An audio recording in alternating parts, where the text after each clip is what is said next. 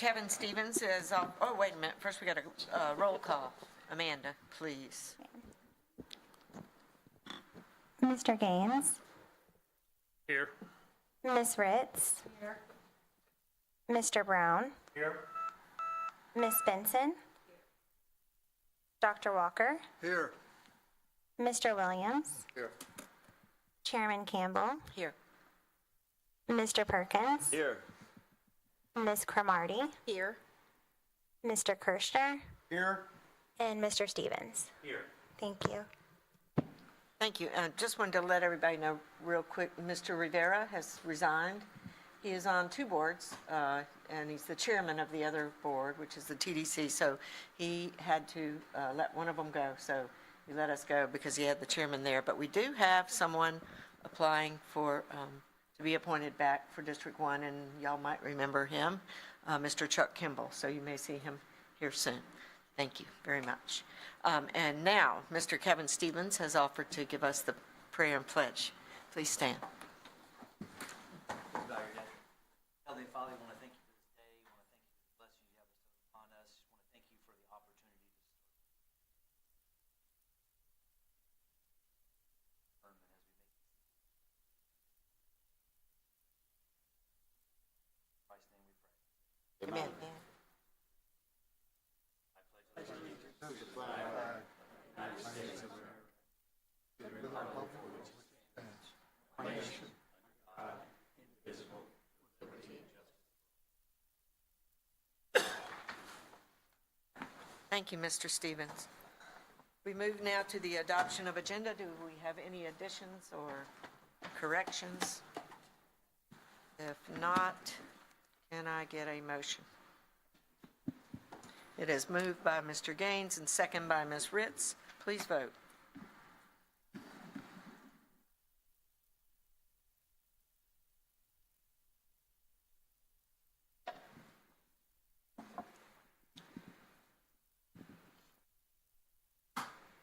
And it passes 11-0.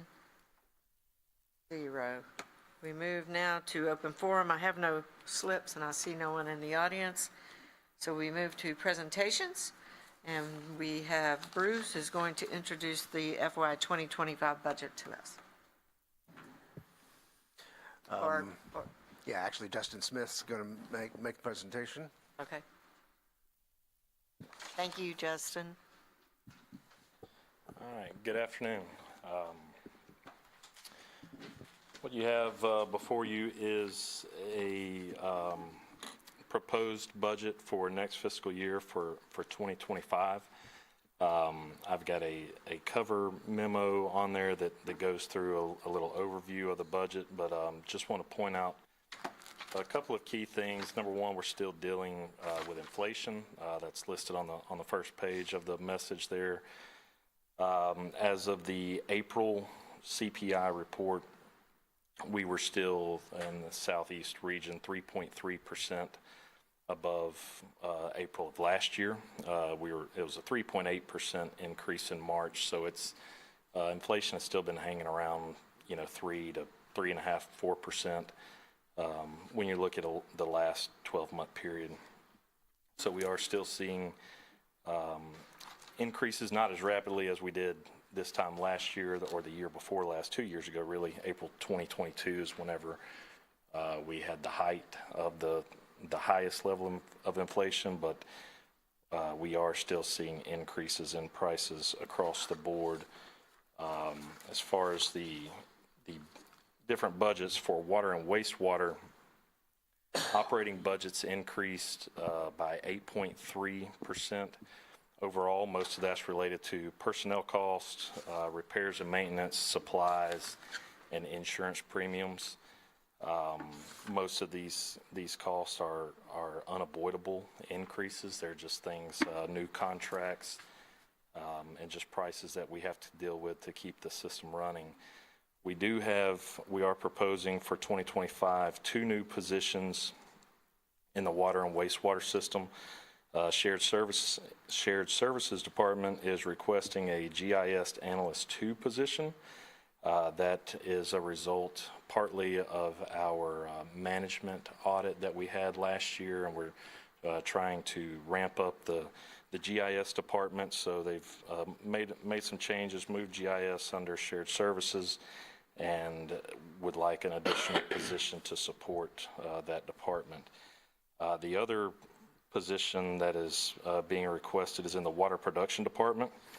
They're requesting a new project engineer for that department to help with drawings and site plans and other project management type things in the water production department that will help reduce the need to hire outside consultants to do those same tasks. The capital improvement program for water and wastewater, we have a total of $43.1 million in CIP projects, and that is funded. $33.7 million is coming from prior year carry forwards and the current year revenues in 2025. I do have on here, I have one minor correction. I've got $900,000 funded from the appropriation we received from the state of Florida for the Pensacola Beach Reclaimed Water Project. I think Mr. Woody sent an email out last week. Was it end of the week, Thursday or Friday? We got notification that funding did get vetoed by the governor's office, and there was a large group of those water wastewater projects that were sent to DEP. So we've been instructed to apply for a grant with DEP. So instead of just getting that appropriation direct to us, we will have to go out and apply for that grant with the DEP. We may get more, we may get less. We'll be competing with other agencies on that. So we will. I say we will. We may not have that funding source for 2025. It will depend on the results of those grant applications. And then we have $4.4 million is funded from impact fees, the balance of impact fees we've collected in prior years. And then the remaining $6.1 million is funded by reprioritizing previously budgeted projects. I've got a little overview of the different types of CIP projects that are being funded here. We've got funding for the inflow and infiltration projects for the DEP consent order. We've also got utility relocations, meter register replacements, some construction design work for the Beulah well site and transmission main, vehicle replacements, and lift station upgrades and replacements. We also have, in the 2025 CIP budget, we included funding for the engineering portion of several PFAS-related projects. That's been a hot topic lately, and we have several locations, wells that need to have treatment installed as a result of PFAS, and we are in the, I say we're in the middle. We're a party to a lawsuit, to a class action lawsuit. The lawsuit has, I guess the legal term is it's been settled. It's been approved, but we are waiting on the payment. We're waiting on the money. So there's a process to get through that. We've had several calls, emails, Teams meetings with the attorneys that were working on that case, along with our in-house attorneys at Mr. Beasley's office, and we're expecting to get the funding at some point next year. There's some more hoops to jump through to actually get the funds, but once those funds come in, then we will plan on bringing a budget amendment to the board to recognize those funds, recognize those proceeds, and then increase the CIP budget for that same amount and apply that to those settlement-related projects. So once that comes in, and I want to say it's a multi-year payout. It is the payment schedule is front-loaded, so based off of the terms of the settlement and the lawsuit, we do get a large percentage up front, which is pretty nice. A lot of them, they want to pay you a little bit up front and then give you the lump sum on the back end, but we're getting some pretty large payments up front, and then it's annual payments for several years. So those funds are going to be applied to the construction portion Madam of Chair, those if I can add projects. just a couple Yes, you may. more details there. Yeah, we have 3 settlement agreements ultimately, one with 3M, one with DuPont, one with Tyco. The one with 3M is paid out technically over 10 years, but the capital portion of it's paid out up front. It is, as Justin said, front-loaded in just 3 or 4 years' time. I think our first check may be as much as $20 million, in fact. The Tyco settlement will be a one-time lump sum payment. We don't know yet about the Tyco. I suspect it might be a lump sum as well.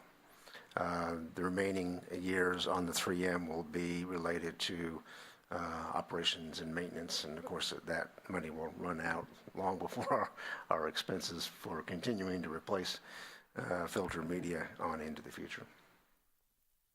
Thank you. Yeah, so once those once those funds come in, we've already got a process in place to have those funds applied to the PFAS related projects, and that will fund construction of treatment on several of the well sites. So we'll be bringing that in, but we want to go ahead and move forward with the engineering and design work. That all takes time. So if it works out the way we hope it will, we'll get those settlement funds. We'll bring the budget amendment back to the board and add those funds for construction at that time. We are anticipating a carry forward of approximately $13 million at the end of 2024, and that will give us a good rollover to start out 2025, and also help with emergency funds in the water and wastewater department. What we are proposing is a 3% rate increase for both water and wastewater. With that scenario, that would come out to an average of 94 cents per month increase on the average residential customer's water bill, and $1.08 increase on a average wastewater bill. So that's $2.02 if a customer has both services. That's assuming 6,300 gallons of water used per month on average. That's what our average usage was for fiscal year 23. We obviously have more usage in the summertime, less in the wintertime, but at the end of the day, it was a little over 6,300 gallons per month on the residential side last year. So that's a pretty modest increase, and with that we're able to fund all of our current obligations, and then also maintain our debt service coverage ratios that's required in our bond covenants. So that's the overview of water, wastewater. Did anyone have any? You want to do questions on that, or do you want me to go ahead and go through with sanitation and MRF? Or I will entertain questions on the water, wastewater side. And if you would, please hit your request to speak button. Mr. Perkins. The little one is just, so what was we got the raw number on water and wastewater. What was the percentage there, you know? the percent. Percentage of increase, or what percentage increase? 3%. Oh, okay. 3 on water, wastewater. And same on sanitation? Yes, we're proposing a 3% for Okay. sanitation. Okay, thanks. Thank you, Mr. Perkins. Mr. Stevens. Just a little clarity on the proposed approximate $20 million payout. Again, I know that's a ballpark. We don't have anything concrete on that. But so we're going to put that in like a reserve account, and then that's going to be for future. I mean, actually, we pretty much know we're going to have some PFAS related cleanup and disposal issues we're going to have to deal with. So is all that going to be put into a fund designated specifically for that, or is it going to go in the general fund and then be utilized for that? So, Yes, so we're setting up a new fund on the accounting side of it. You know what we're doing in finances. We are going to set up a new fund. Right now we have one fund for water and wastewater, one for sanitation and MRF. So we're going to set up an additional fund for PFAS for these settlement proceeds. So I guess the easiest way to explain it, those funds would be accounted for separately. They would be restricted and they would be used just for PFAS. So if we let's just say we get $20 million as the first payment. I'm not sure if we have, I mean, I'm sure, the water production could probably, find $50 million of stuff to spend it on at this point. But let's just, for discussion purposes, let's say they have two sites that, they're ready to go, got the engineering done, and maybe it's $10 million. Well, we would apply $10 million to the CIP budget in that restricted fund, and then the other $10 million would be there, as a carry forward. So next year, if we don't get the $20 million in year two, we had $10 million that we've appropriated in year one, and we've got a $10 million carry forward, for those projects that are ready to go in future years. That's good. So bottom line, And so that's how it's we going to would be on the handle it. P&L designated line That's item correct. in that fund PFAS, and then as we Yes. start utilizing that, it'll be reconciled. The Okay. cash will be accounted for separately, the Expenses revenue and the expenses and all that, they'll be together in their own separate fund, and it won't be commingled with any other projects. Okay. Good enough. Thank you. Thank you, Kevin. Good question. Mr. Brown? Did you say Mr. Brown? Yes. Okay, I'm sorry. With the governor's office vetoing that 900,000 that we thought we were going to be getting, and now having to do the grant application process, I know in the grand scheme of things, the 900,000 is minuscule in comparison to the entire budget, but was that 900,000 going to a specific area? Were you counting on it at a certain time, or we can just wait? Because I just don't see how the grant process is going to allow you to have it ready at the beginning of the fiscal year. Will that hurt us, basically, is what I'm saying? Having to go through the grant process and wait. It's not going to hurt us. I'm not sure when the state has a grant portal, and they open up just like a couple of years ago whenever they applied for the ones for the septic to sewer. We'll get notification, hey, there's submit your applications for the grants with DEP under this program, and it's a short period of time. Short usually. period? Okay. Yeah, and it's a short period to go in and apply. Now, they may take a little while to evaluate it, but we've done this before. This was actually for the Pensacola Beach reclaimed water grant. We already have an existing grant with FDEP on that project right now that we've been working on.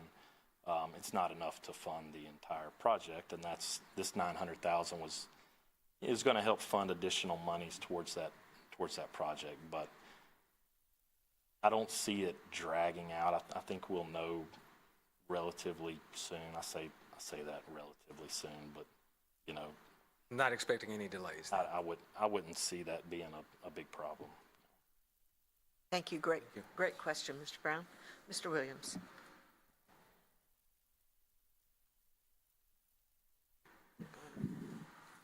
Thank you, Madam Chair. So back to that $20 million settlement. Not so much that, but how were we paying for PFAS prior to this settlement? So we have,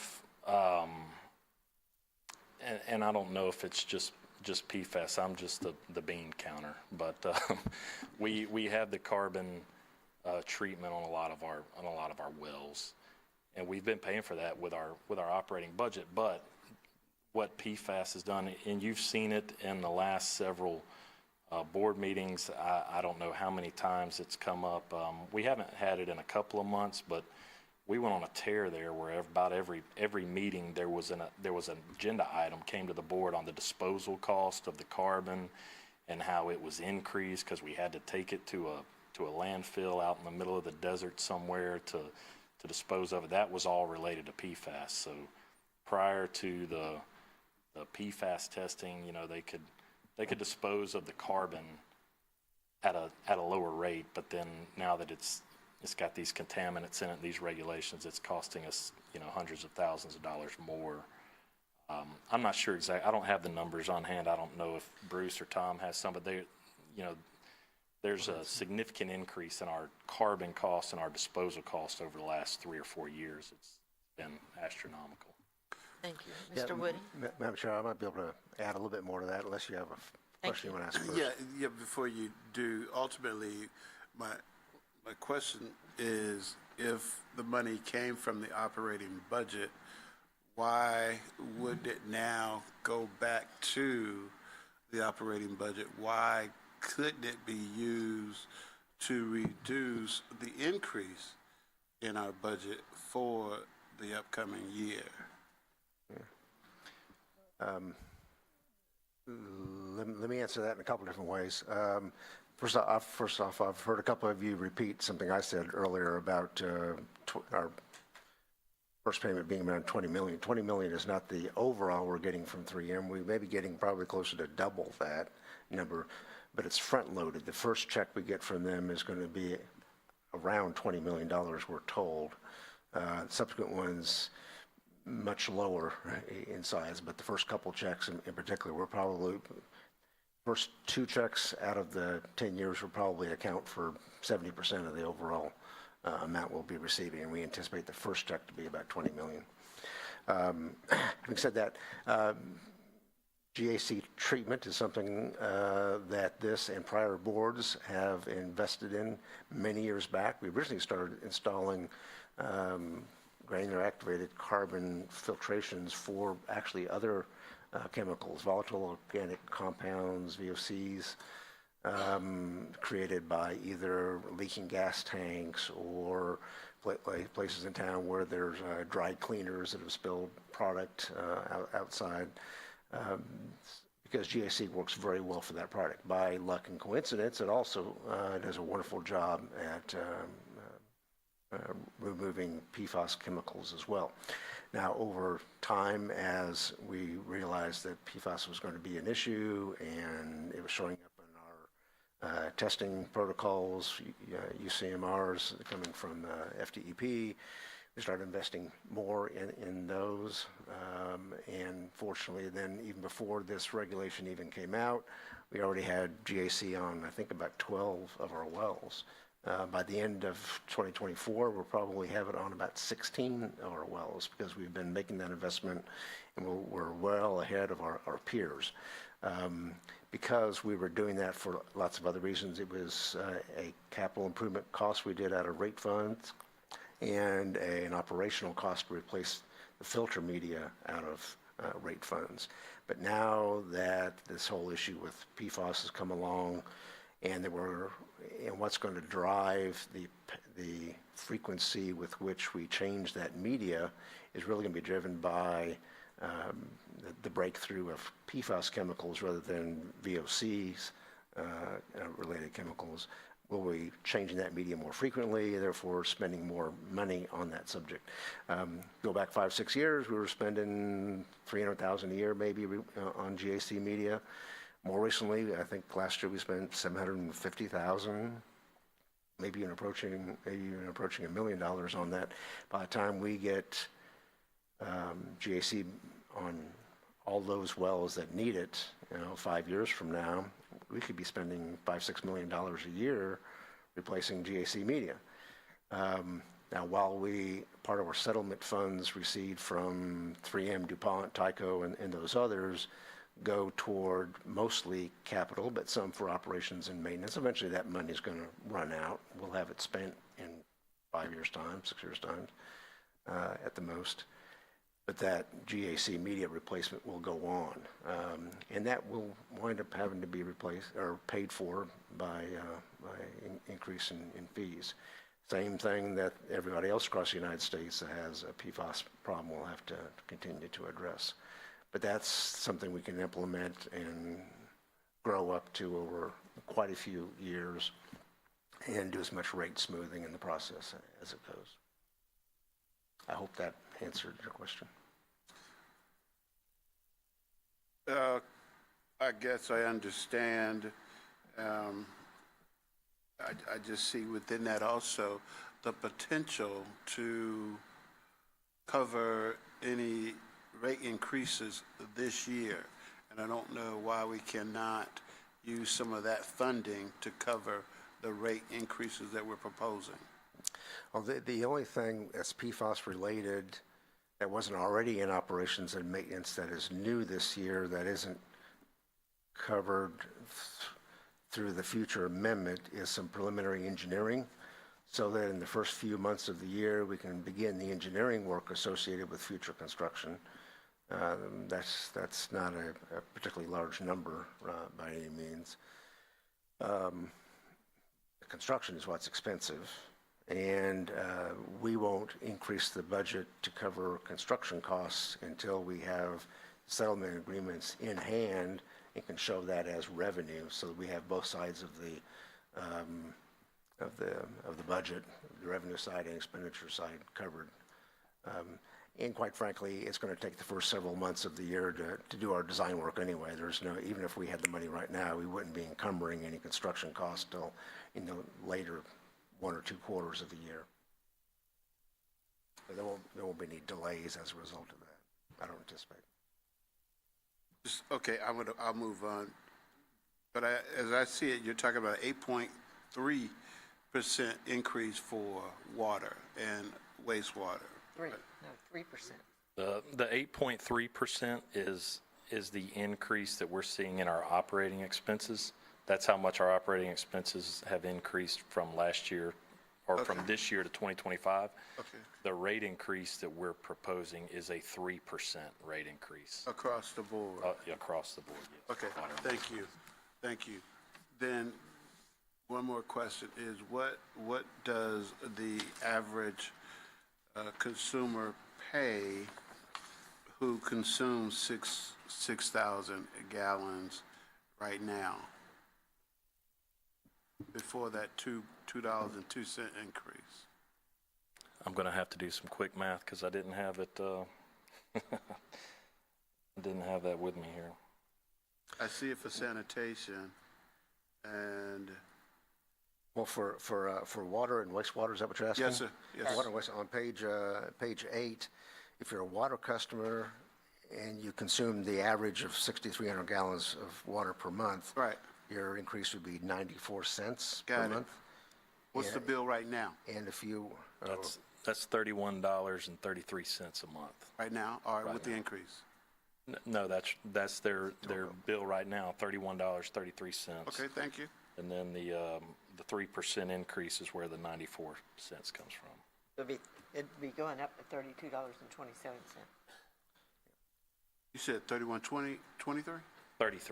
$31.33. Okay, so it'll be 33.35. Okay, thank you, Madam Chair. Thank you. Good questions. Mrs. Benson.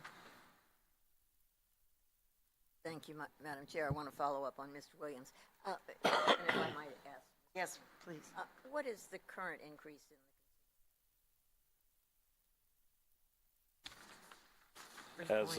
As of April, the April report, it was 3.3% for the trailing We're 12 pretty months. consistent, a little bit below the. A little bit below. It was 3.8 in March, 3.3 in April, and I received an economic update just this afternoon, and it was right around, I'm trying to pull it up here, it was in the 3.5% range, so. Yeah, I've got 3.4%. So. For May. So just in response to Mr. Williams' question, in the past, we've looked at like not increasing bills, and that's a slippery slope. So it's better each year to make an increment that's consistent with the CPI. I mean, our costs are going up. Too. That's true, that's true. And so it's always tempting to go out Very. there and say, oh, we're not raising your rates. Zero. But the next year it's payback. So, thank you, Madam. Thank you. Thank you. Mrs. Ritz.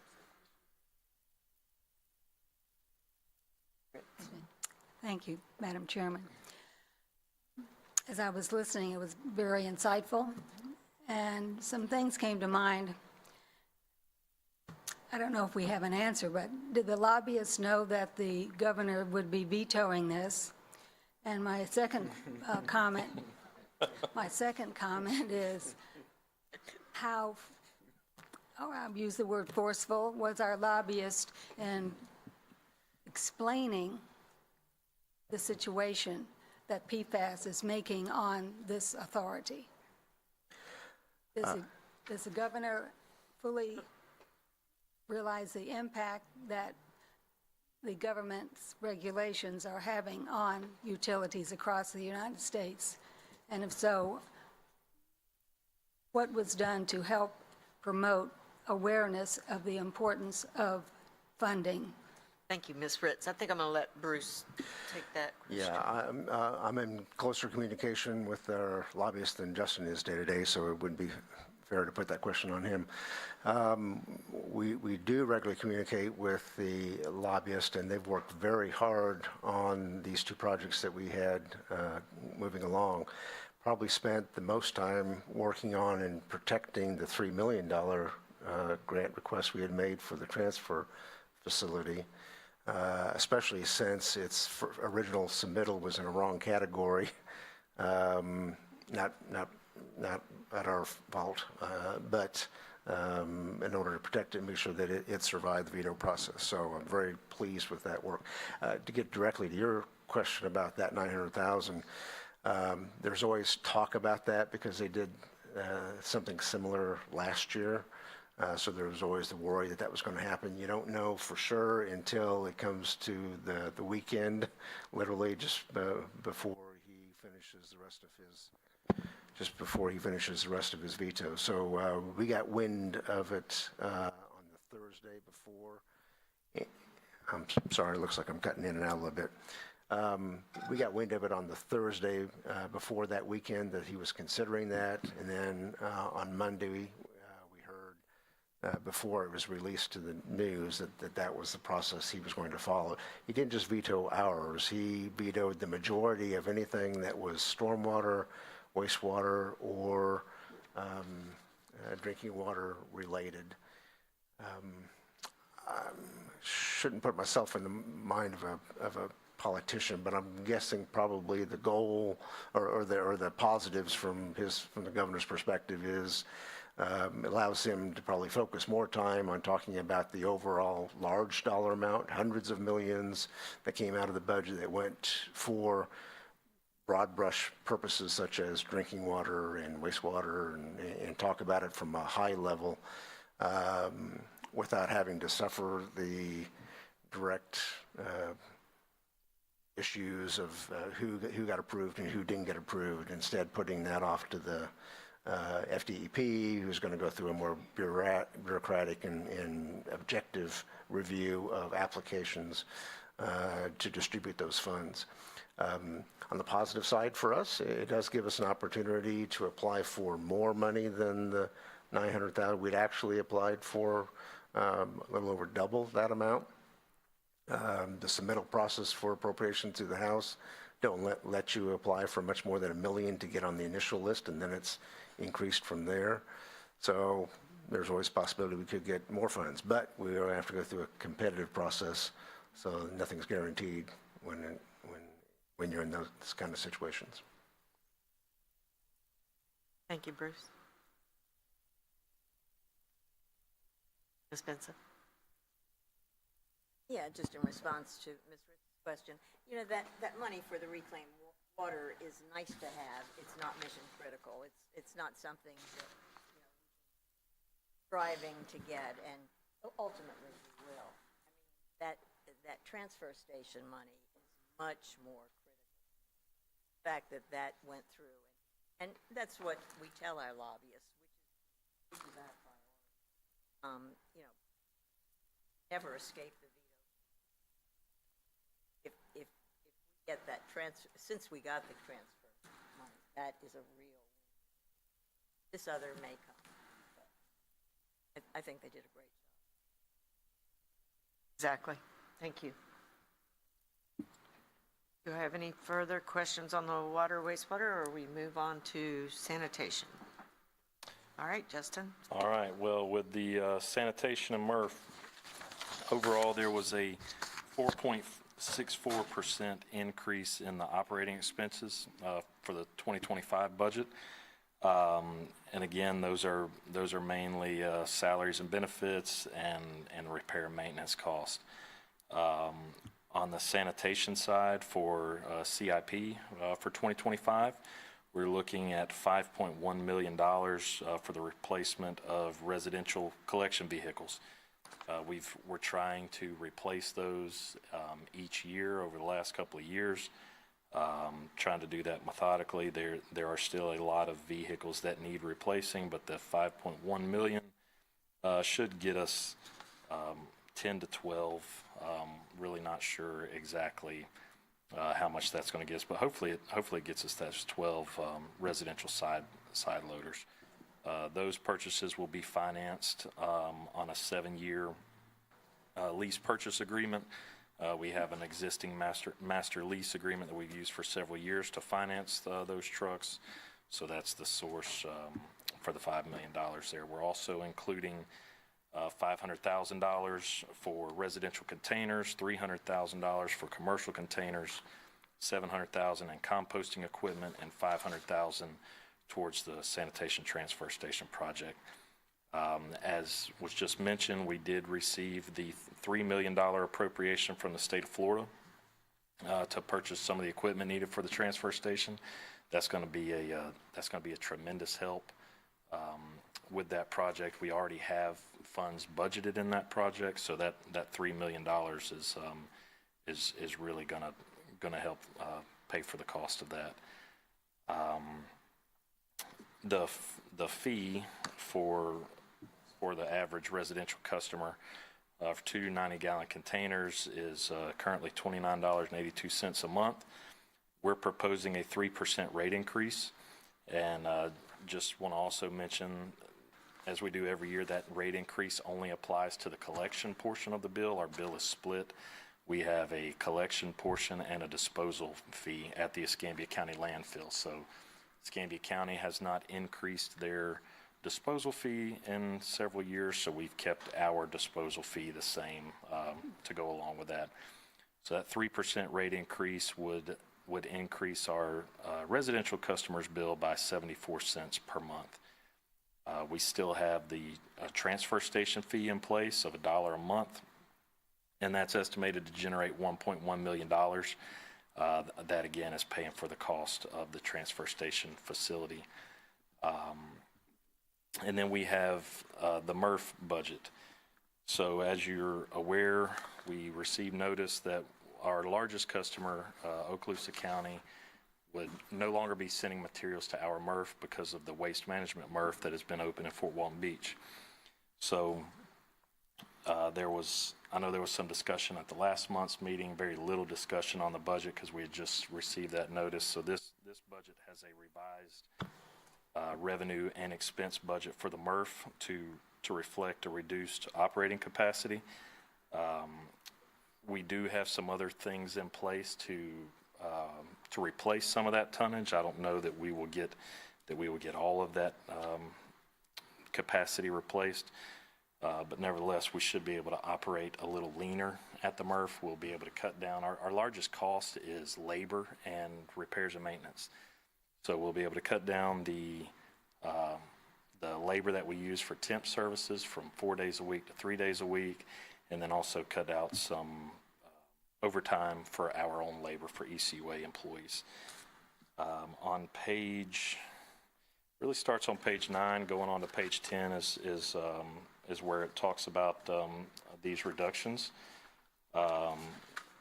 We'll have less runtime at the facility, will allow us more time to perform preventative maintenance and reduce overtime hours.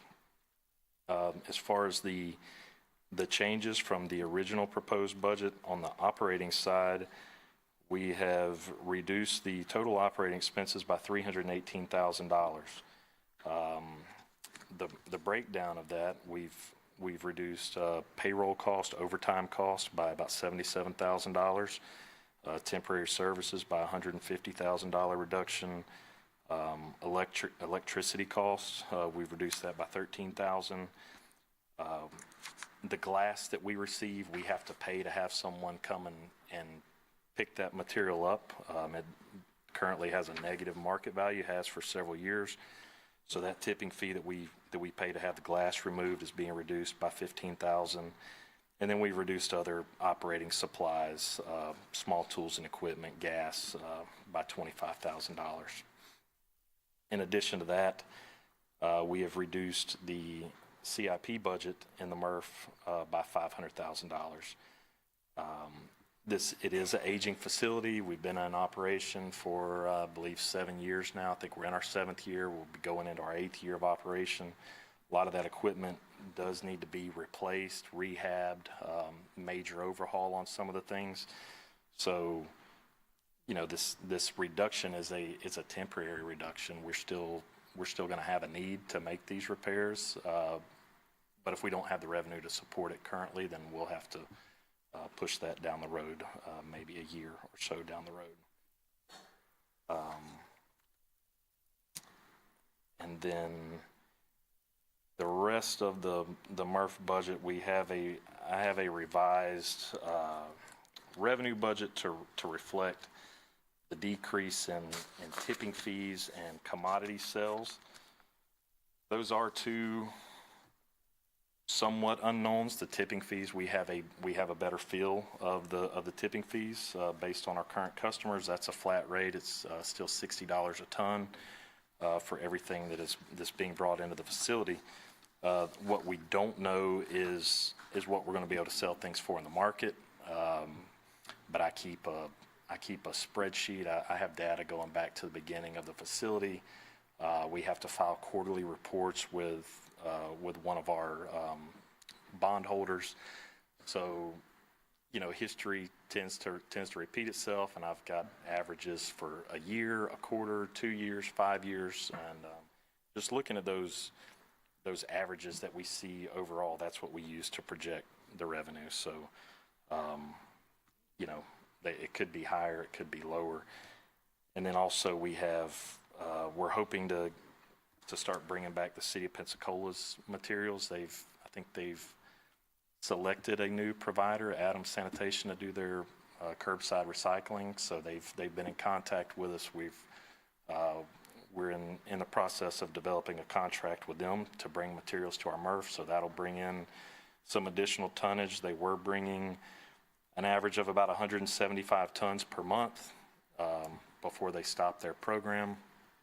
So that will offset some of the tonnage that we're losing from Okaloosa County. And we're also looking at some other things. I believe they've got a new contract in place with an outfit that does cardboard for Amazon and Walmart and things like that. So that's expected to generate about $100,000 of additional revenue per year. So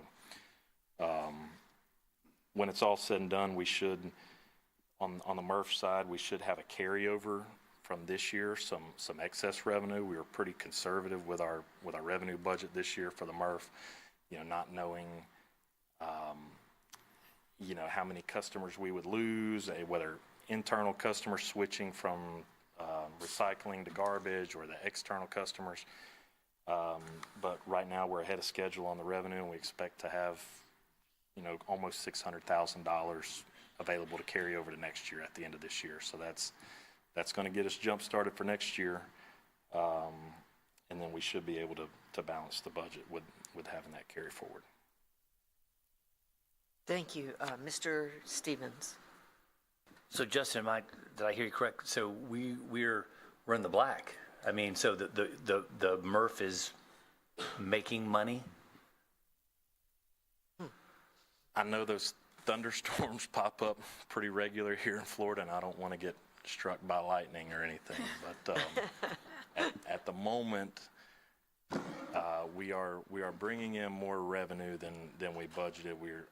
For this year, we are in the black as of right now. I say that with all of my Okay, because what I'd like to see, and it may be in here, I'm trying not to get ahead. I do have a habit of reading ahead, but is a detailed line itemed budget of the MRF. No subsidies, no, just what that facility costs, labor, materials, because we just lost half of our customer base essentially, and the last time we sat up here, we were losing a tremendous 7 figures. We're losing. I mean, year over year.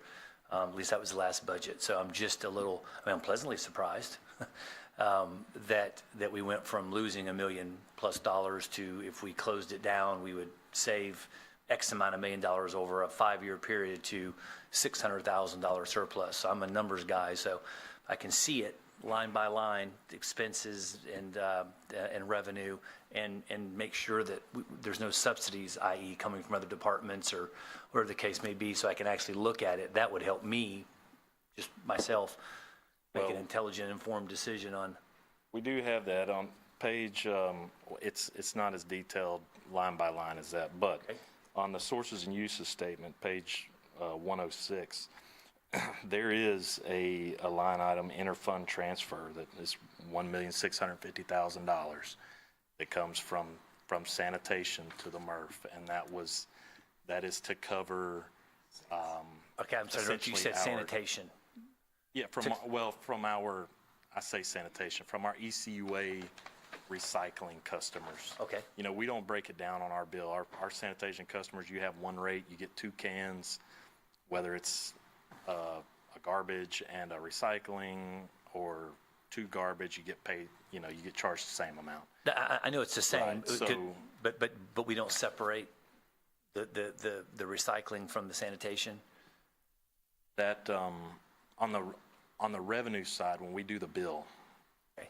it all goes into like a residential sanitation revenue account.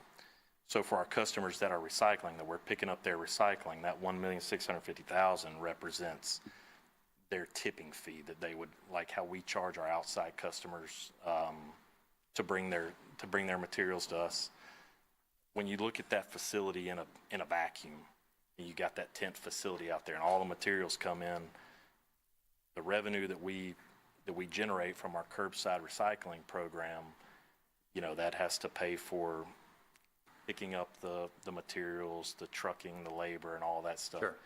And so the $1,650,000 is what is transferred out of the residential sanitation operations to the MRF to cover those tipping fees for all the recycling customers that we're bringing our own materials into the MRF. So Sure. if we were taking them elsewhere, if we were taking them to somebody else's MRF, that's about what we would have to pay based off of our monthly I guess I'm just having the most just confusion, not indigestion, but just confusion with how we went from losing $1 million+ a year on the MRF, the last presentation we did, to $600,000 surplus.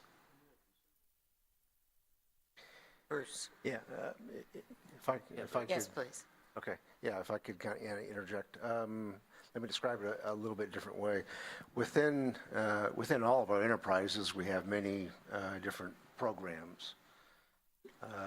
Speaking specifically here in sanitation, we have one enterprise that provides a lot of services.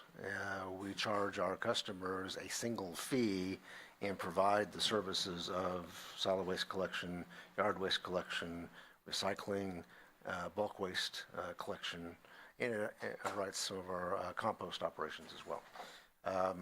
What you're trying to compare is our analysis where we were showing what the cost of running recycling as its own separate, independent, if it were its own enterprise and had to have its own revenues and expenditures cover itself running as a separate private entity, as opposed to it being a program within a larger enterprise. By itself, it does not cover its expenses because it has to be subsidized by other funds taken in by our rate revenue for our other customers. It's also supported by our compost operation and the grinding and yard waste operations that are done there as well. You could probably say the same thing about bulk waste. Bulk waste doesn't cover itself independently because it receives funding from what we collect from our other customers and has to be provided that way. We often talk about recycling in that way, though, because there's a common misconception across the United States that recycling ought to pay for itself, or that we sell it, we make a profit off of it, et cetera. And the market is such that it really doesn't. but it's a part of a complement of 4 services that we provide to our customers. It's just our frustrations over time with the market being depressed and cost of everything else going up. The cost of providing recycling is becoming a larger and larger component of the overall enterprise over time. So we've balanced and reduced the program budget, but yes, it still gets subsidies from other locations. So, yeah, and like I said, and I know we're up here because this is, I mean, ultimately, we're up here to discuss and have our department heads, give us their justification, justified, by the way, for raising rates. And I'm looking at what can we do to reduce rates and what can we do to save the consumer money. Ultimately, we have no control over the outside market. If everything's going up, I mean, as the consumers are paying more for milk, eggs, commodities, and the resources. So it stands to reason as a public utility that our costs are going to go up too.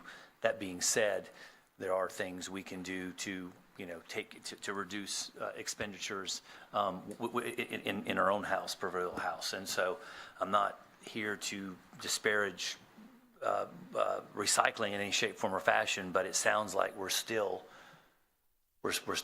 not breaking even. We're still losing considerable money on recycling, as it were.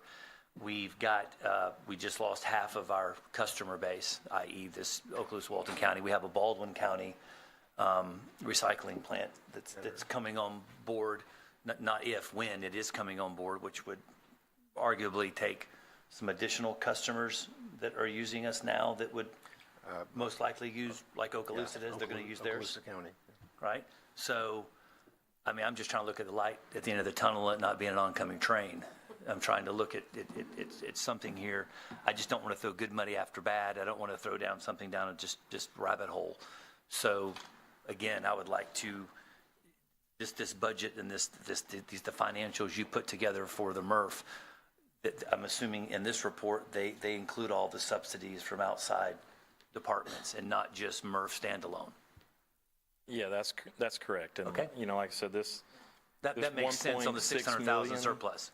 Yeah, this 1.6 million, if, the proposed budget that we brought last year was a lower rate increase, and I don't recall the exact amount, but I want to say we proposed like a 3% rate increase and then a fee for the people that opted into the recycling program. So it's, basically if you want to continue the curbside recycling, you'd have to pay $2 a month or $3 a month. It was a couple of bucks a month for that program, and then a 3% fee. Well, there was a pivot, and what the board decided to do was let's just go with a larger rate increase. I believe it was 9% rate increase, and changed our policy to where you could get 2 cans. It didn't have to be one. Right. And you could trade out your if you didn't want to recycle, you could trade that out for the garbage can. So that $1.6 million, when it's all said and done, we are at about 65,000 customers that recycle out of our residential customers. I want to say we're in the neighborhood of 88,000 total residential customers. 65,000 of those recycle. So that 1.6 million, 65,000 customers, $2 a month over a 12-month period, that gets you right into that $1,600,000 neighborhood. So that's where that subsidy transfer of revenue from one enterprise to the other. That's where that comes from. But the 600,000 surplus that we're projecting this year, it's not an ongoing. It's a one-time thing, right? We've got more revenue than what we projected. The commodities market's pretty good. We're processing more tonnage. We really didn't lose any customers other than the city of Pensacola. I think we lost one other small customer in Alabama that brought us a negligible amount, 10 tons a month, something really small. So we didn't see the reduction in revenue that we were planning for in the budget. That's why we're going to have that excess. I don't see it being like that when I'm standing here this time next year. We're probably going to be scraping the barrels, breaking even, Well, that's just assuming, yeah, that whenever Baldwin County gets their plant up and running, we're going to lose that.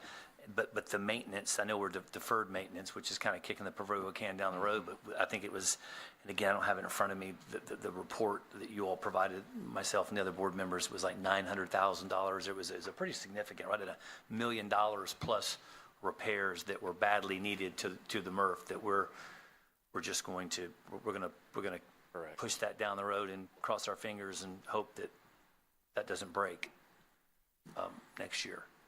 That's correct. I mean, it's, if we don't have the revenue to support that kind of investment, then, hopefully we are not going to put Mr. Piscopo on the spot, but, his maintenance guys are going to, I guess they're going to stay busy out there doing maintenance and repairs what they can, so.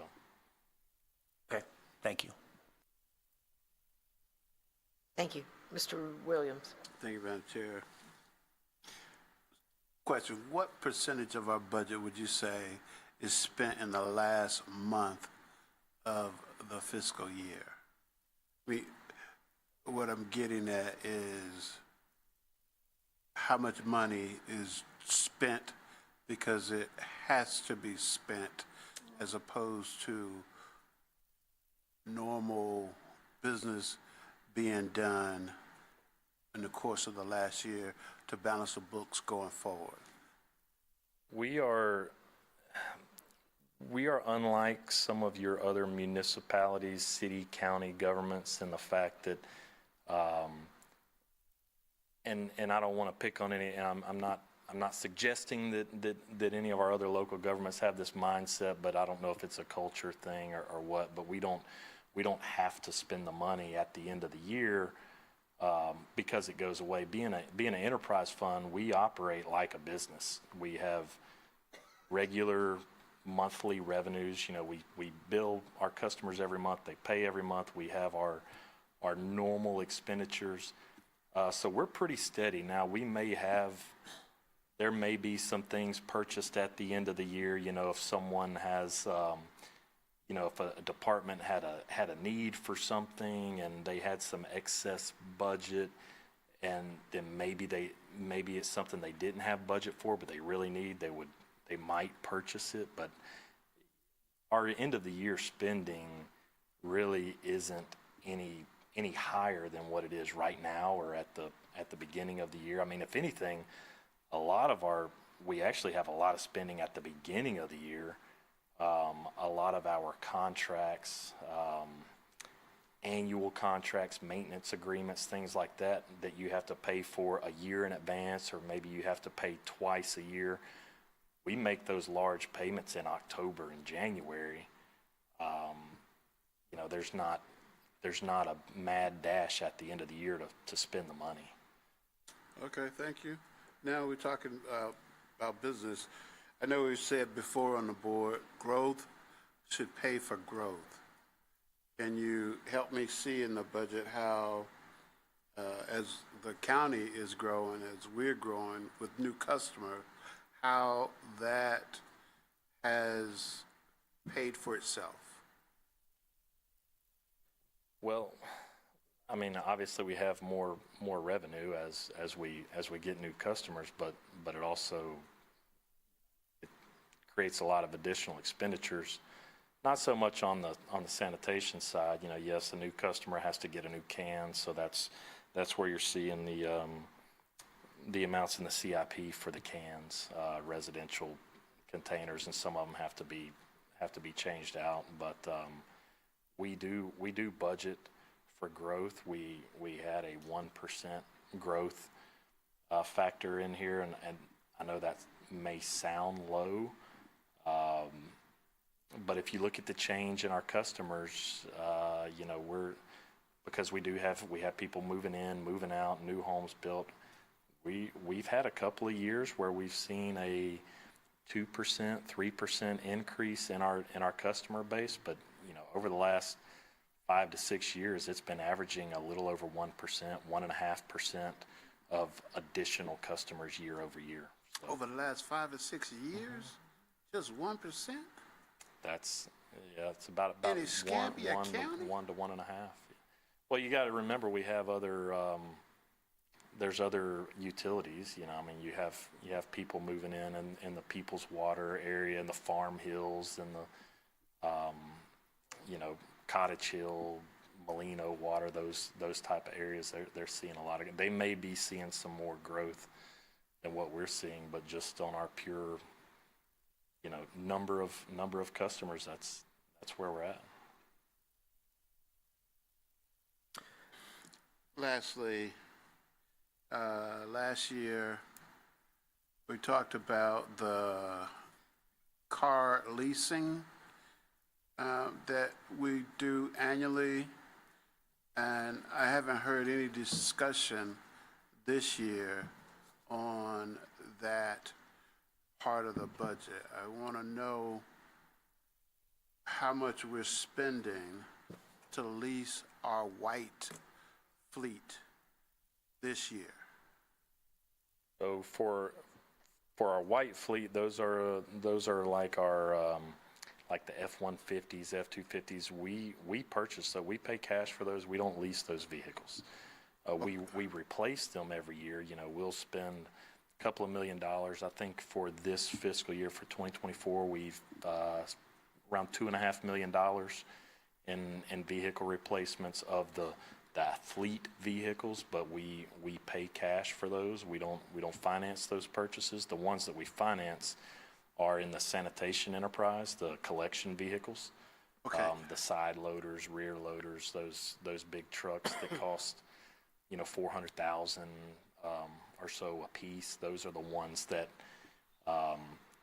it's listed as a, you know, as a lease purchase agreement. It's just an equipment financing agreement, you know, where we finance them like you would finance a car from the bank or another financial institution. But those are the only ones that we finance. We do not lease or finance any of the white fleet vehicles.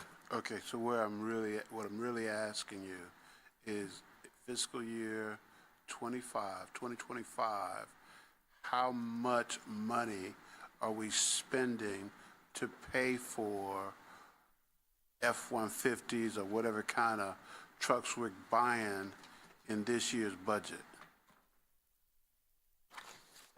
Madam Chair, while he's looking to confirm that, my recollection is that number is $3 million.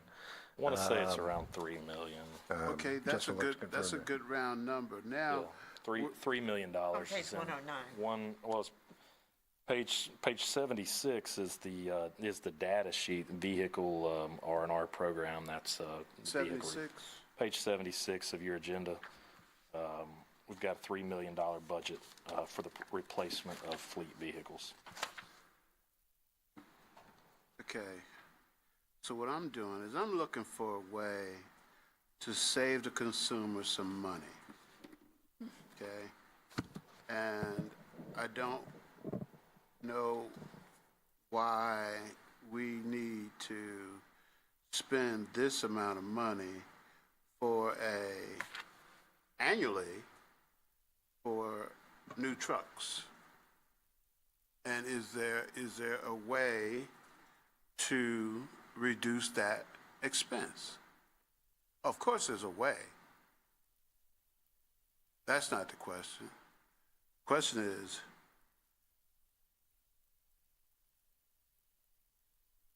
I want to reduce that. I want to reduce the expense some kind of way for the consumer. I want to cut back on what we may be spending some kind of way for the consumers. And I see this as a potential area that doesn't benefit everyone at ECUA, nor does it directly benefit the customers. So why can't we or biannually or triannually spend money versus annually spending this amount of money on these trucks that from last year didn't perform very well when we bought new ones? I'm not, I'll have to defer most of that to Bruce, but I'm really speaking out loud, and I expect him to respond. Yeah, I mean, I will say that we did get in a we did get in a bind back in 2015 when we started servicing Santa Rosa County for sanitation. We bought this big fleet of vehicles all at one time, and they all failed at one time. So now you're having to get caught up. So it's doing a gradual replacement is typically better financially. You have lower maintenance costs, and you're not having to make these, instead of spending $10 million once every 3 years. But I know Bruce or What Tommy kind of trucks could were those speak you on. bought in 2015? Those were the sanitation trucks, collection vehicles. Are you talking about the large Yeah, trucks? yeah. Oh, okay. Though not part of that's not the white fleet, is it? No, but I was just giving that as an example. Can I go that- ahead and interject here? Yes, please. Yeah, I think we're kind of dancing around a couple different subjects. On the large equipment that's now $486,000 a piece, those are the only ones that we have a lease purchase program. And we need those. And we need those. And because of the large capital investment, we can't come up with that much cash to buy them all at once. But more importantly, it's good that we have a range of vehicles in our fleet, from those that are brand new to some of those that are aging. We want to be buying a few every single year and rotating those. That keeps us with the most reliable fleet that we can. And whether we're talking about those large vehicles or our white fleet, which is passenger vehicles, trucks, all the way up to F-550s, even fairly large utility trucks that pull trailers and such as that. All that's in our white fleet. The important point I'd like to get across is we look at our vehicles on a life cycle basis. We look at the first cost to purchase the vehicle, the cost to operate the vehicle over the course of its life, the cost of fuel for that vehicle over the cost of its life, and then its residual salvage value when it comes time to sell that vehicle. If you're tracking all of that, there's an optimal point on that overall curve where it makes the most sense to change vehicles.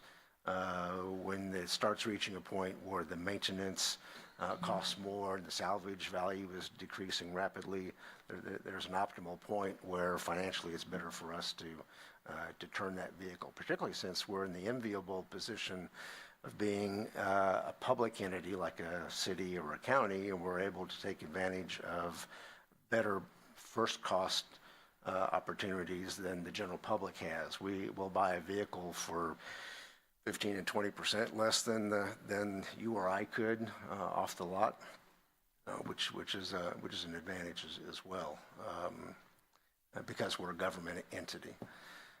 So we try to track those as well. Now, our investment in the white fleet has gone up in even the short time that I've been here. When I first got here, it was $2 million a year. 2 years later, we bumped it to 2.5. This year, we are at 3. That reflects largely the rising cost and unavailability of vehicles. The cost of a vehicle has gone through the roof. So that's a challenge, keeping up. But our intentions are to try to find that sweet spot so that we're turning our vehicles at a rate that keeps our overall life cycle cost of a vehicle at its lowest. One other thing is in that program, it's not just $3 million of F-150s. That would be a lot of F-150s. We have things Bruce mentioned, F-250s, 350s, 550s. We've also purchased sewer vac trucks, the trucks that go and, pump out manholes or sewer overflows. Those things are, we're up to $400,000 to $500,000 a piece for one of those large trucks. We have tanker trucks. Loaders, backhoes. Yeah, heavy equipment comes out of that program. I mean, there's a lot of, it's more than just passenger vehicles that are purchased out of that. Okay, well, Madam Chair, let me make my comments clear. Sir.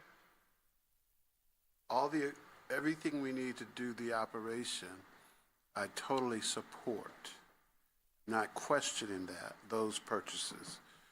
I thought the white fleet was F-550 and less. So that's really the only place I'm directing my comments to. And lastly, I guess I would say, as we're talking about a business enterprise, doing a budget, as expenses go up, that doesn't necessarily mean you spend more. We may have to cut something out in order to stay within budget. And so that's my question here. What can we cut out to stay within budget? Not that price of everything is continually going up. We may have to make hard decisions and say we can't have some of those things we had a few years ago because of pricing. Or we may have to wait a couple years between purchases because of pricing. Not necessarily that we have to continually increase prices that the consumer has to pay, our customers has to pay for us to drive new trucks that, in all practicality, are supposed to be better trucks these days. They're not supposed to be worse. They're supposed to be better trucks, better mileage, better engines, salvage. I mean, resale value should be better. Well, I'm listening to the experts on this. And either way, it's a budgeting issue. And the issue is, can we afford it or not? And how can we reduce costs for the consumer? So I don't want to get too far gone with other expert opinions, but our fiduciary responsibility here is to keep the cost down. I see that as a means to do so, particularly when the cost is going up and we're having to continually go up in what we're asking consumers to pay, and that's not a direct benefit to them. So how can we readdress this CIP budget issue? Yeah, my response to that would be to again point out at the beginning of each of these two sections in the budget message in water wastewater, the department budget request increased 8.38%. However, we have reduced costs in as many areas as we can and are therefore only asking for a 3% increase. So we're swallowing the difference between those two numbers. In sanitation, operating expenses increased 4.64%, but we're only asking for 3%. While it isn't specifically in the area of the white fleet, it is in other areas scattered across the budget. So we do look for opportunities to swallow as much as those increasing costs as we can. In some budgets, they may be in certain areas, and in other programs, it may be, upstairs, it may be in office supplies, may be reduced a little bit. But in another department, maybe we're spending a little bit of a little less in CIP, or our fuel costs have been down, so the fuel is a little bit lower. It varies from program to program. My worry about attacking one large standout section such as the white fleet is, while it will provide us some short-term gains, I worry that that's an area that will really bite us over time as we lengthen out. Remember, I talked about the life cycle cost of a vehicle, trying to hit that sweet spot. If we're spending less, then we wind up turning that particular vehicle at a later time in its life, wind up spending more money keeping it in service, getting less money on salvage value, et cetera. And in the long term, that winds up costing us more to operate that vehicle than it would have if we had turned it a little bit earlier.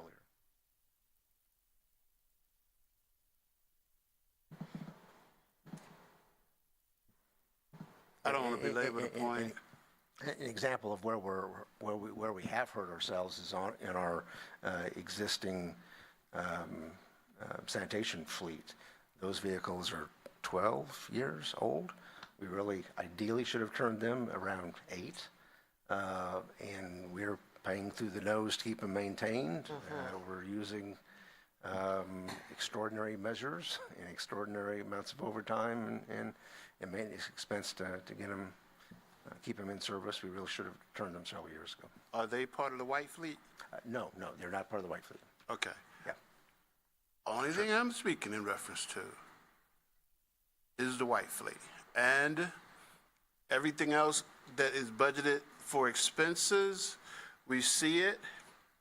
And as it relates to the White Fleet, we see it as well. And so if prices went up in other areas, it should be reflected in the budget.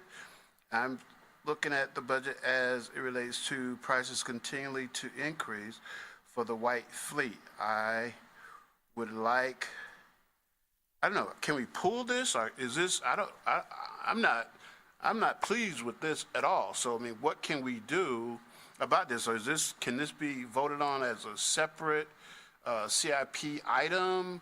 I want my vote to be reflected on this. I don't think it's necessary to continually pay the cost for vehicles, particularly when I don't have that list that we had last year where we were trading in vehicles that were old versus the ones that we were getting that were new. And we had the list of mileage that were on those old vehicles versus the ones that we were getting for new. So just looking at these numbers where year over year there's an increase and not necessarily knowing right now what we're going to be replacing them with, I don't feel like this, if some areas of the budget needs to have more money spent, then particularly sanitation as we're talking about, then this is an area where we could allot more money for other areas in the budget that need it. I don't see this as being one of those critical areas in our budget that needs the amount of money year over year that we continually spend on it.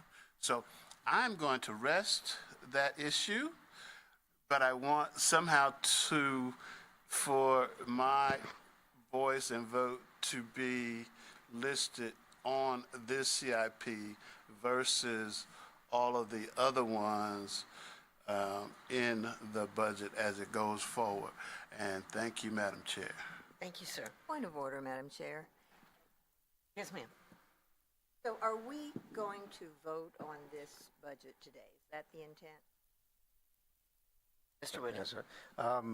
Next month, we're going to bring you the preliminary rate setting resolution.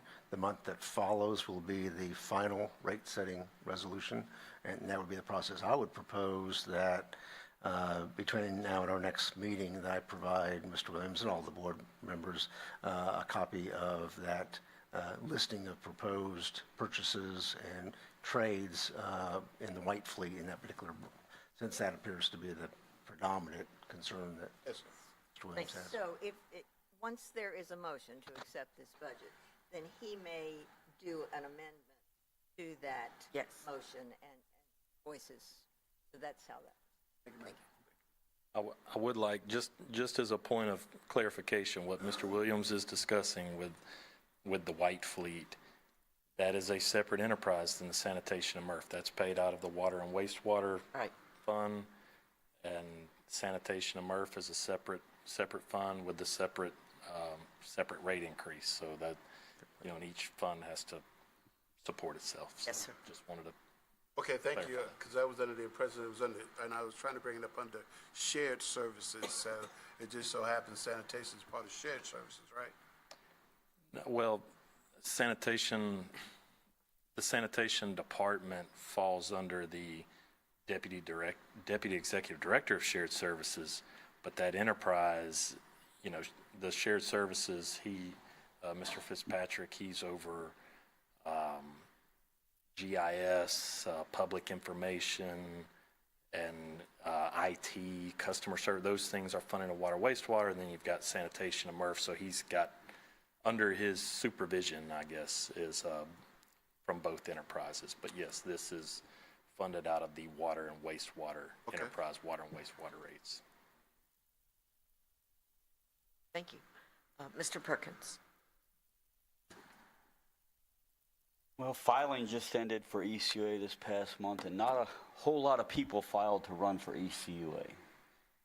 And part of the reason for that, I think, is that if you're a county commissioner or if you're a city council person or anything, you have millage.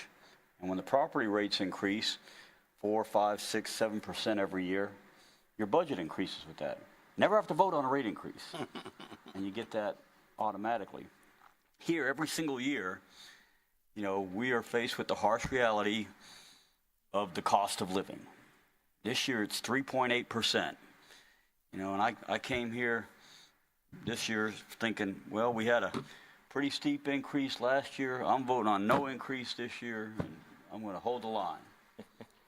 And then staff comes in with a pretty responsible budget at 3%, which is below the cost of inflation for this year, and it seems to make sense to me. And like Mr. Woody said, that, you know, by the time we get it, it's pretty much skeleton. You know, I mean, there might be a little meat left on the bones, but I don't think there's a whole lot of fat left, you know, by the time they get down to that. I mean, there may be, and we are board members, and we can make any motion we want, you know.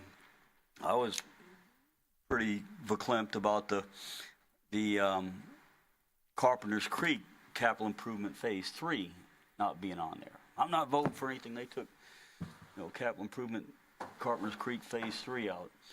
Well, in looking at the bigger picture, they're talking with some people from the county. They are doing a big stormwater project and a big revamp of that area, and it makes sense to wait, you know, until they do that. So staff has thought this stuff out. It's not that, well, Perkins is retiring, let's not do his project, you know, or anything like that. It's just, you know, they thought a bunch of this stuff out. You know. So anyways, I know they wouldn't do that, but you know, it's tough being a lame duck, but you know, I may surprise somebody, who knows. But anyways, back to the sanitation budget. You know, there are a number of things last year that just terribly, horribly impacted the materials recycling facility and that budget, you know. And the way we address that is through a 9% rate increase, the biggest rate increase I've ever voted for. Didn't want to at all, you know, but something had to be done. We were just hemorrhaging, you know. And so what our biggest problem was contamination of the recyclables. It's really expensive and time-consuming to deal with those contaminated wastes. It's not efficient. It's stupid, you know. And so the way we designed it with letting people get rid of the recycling can and get another can seems to have been working. And we've lessened contamination and maintenance and wear and tear considerably and operating cost by becoming more efficient out there.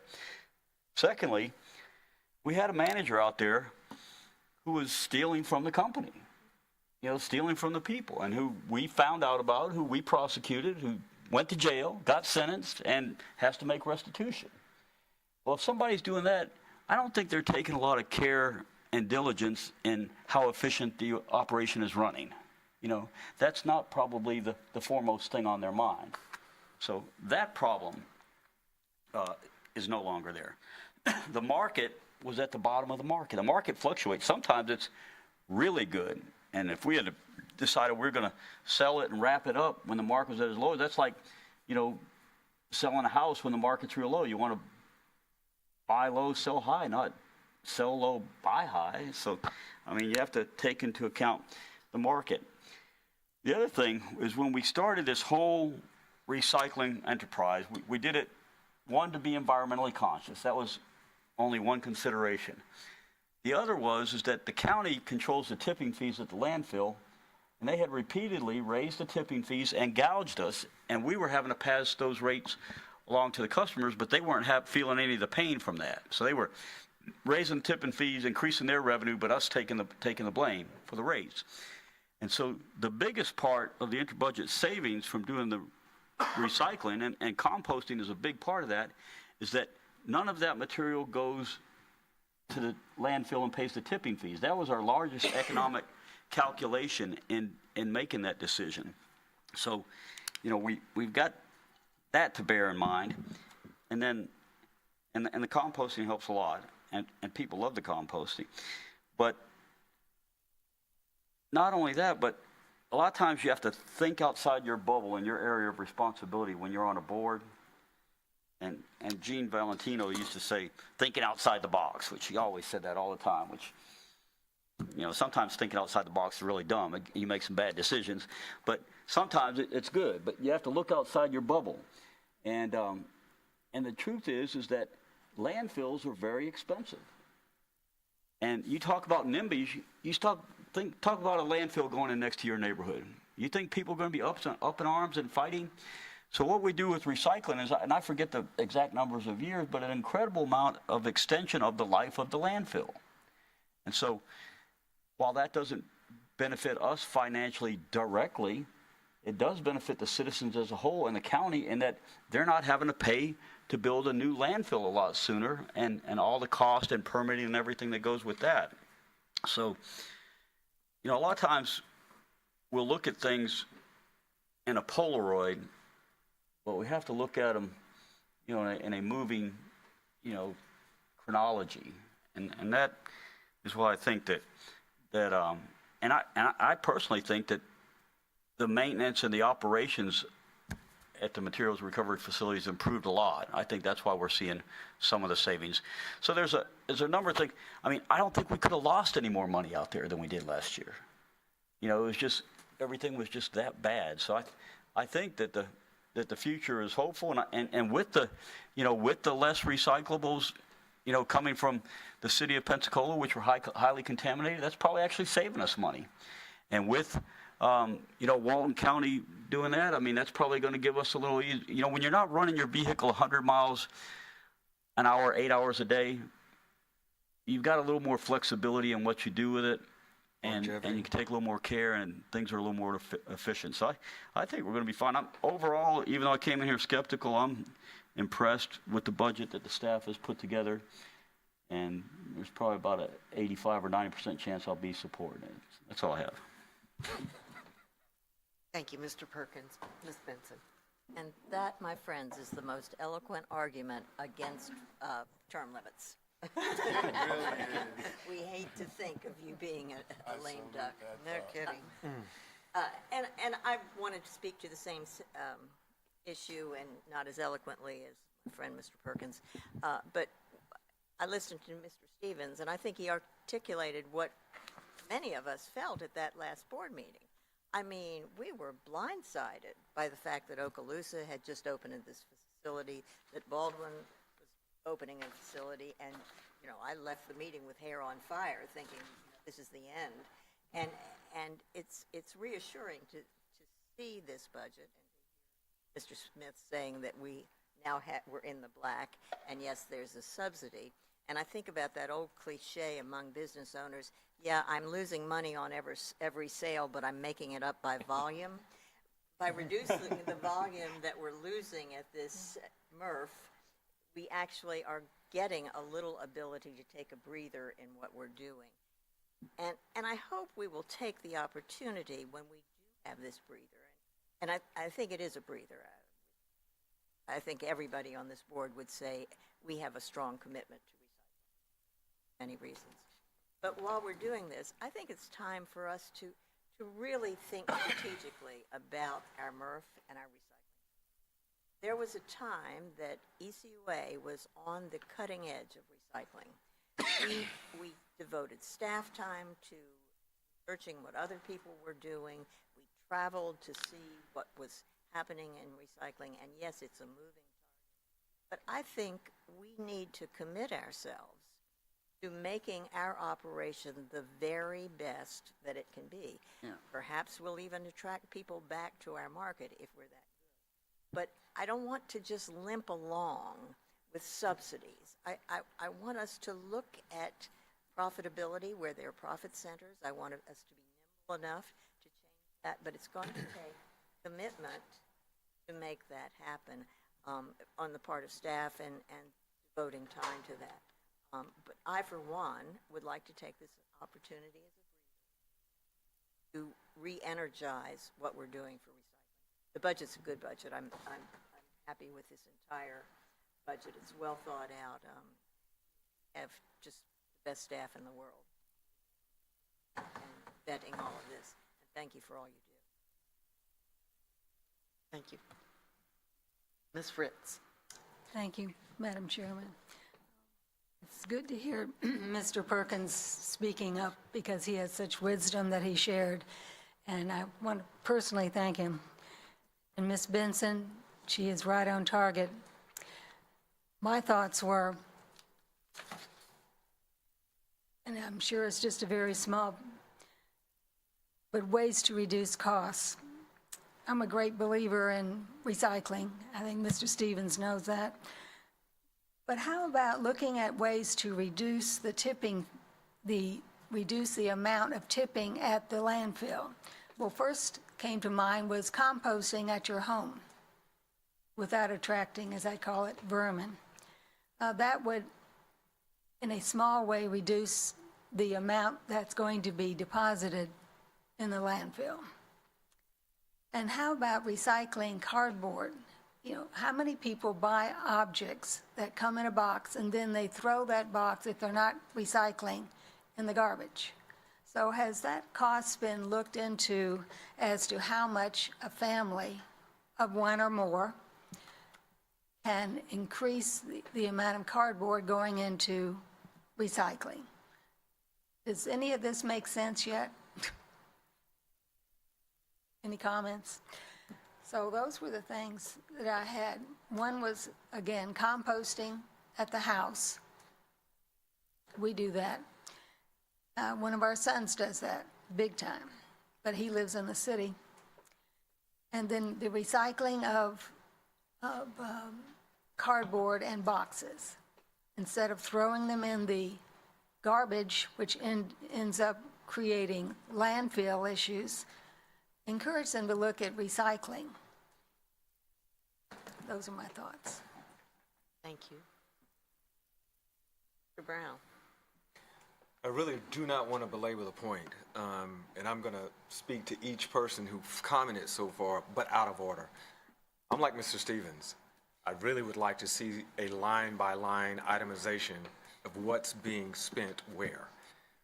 But I'm also thinking about Mr. Williams and how can we reduce some of that, the funds that we're paying out. And I know we keep talking about the white fleet. That was one of the first things that came to my mind. Instead of a supervisor like Mr. Dean or Mr. Piscopo or someone driving one of the trucks, can we get a smaller economy car so if the supervisor needs to go out? But I know that would be just a minuscule amount of money out of that particular part of the budget. But I am in definite lane with Ms. Benson. I don't know the percentages of recycling in each one of the districts, but I'm willing to bet that in my district, it is not as high as some of the other districts.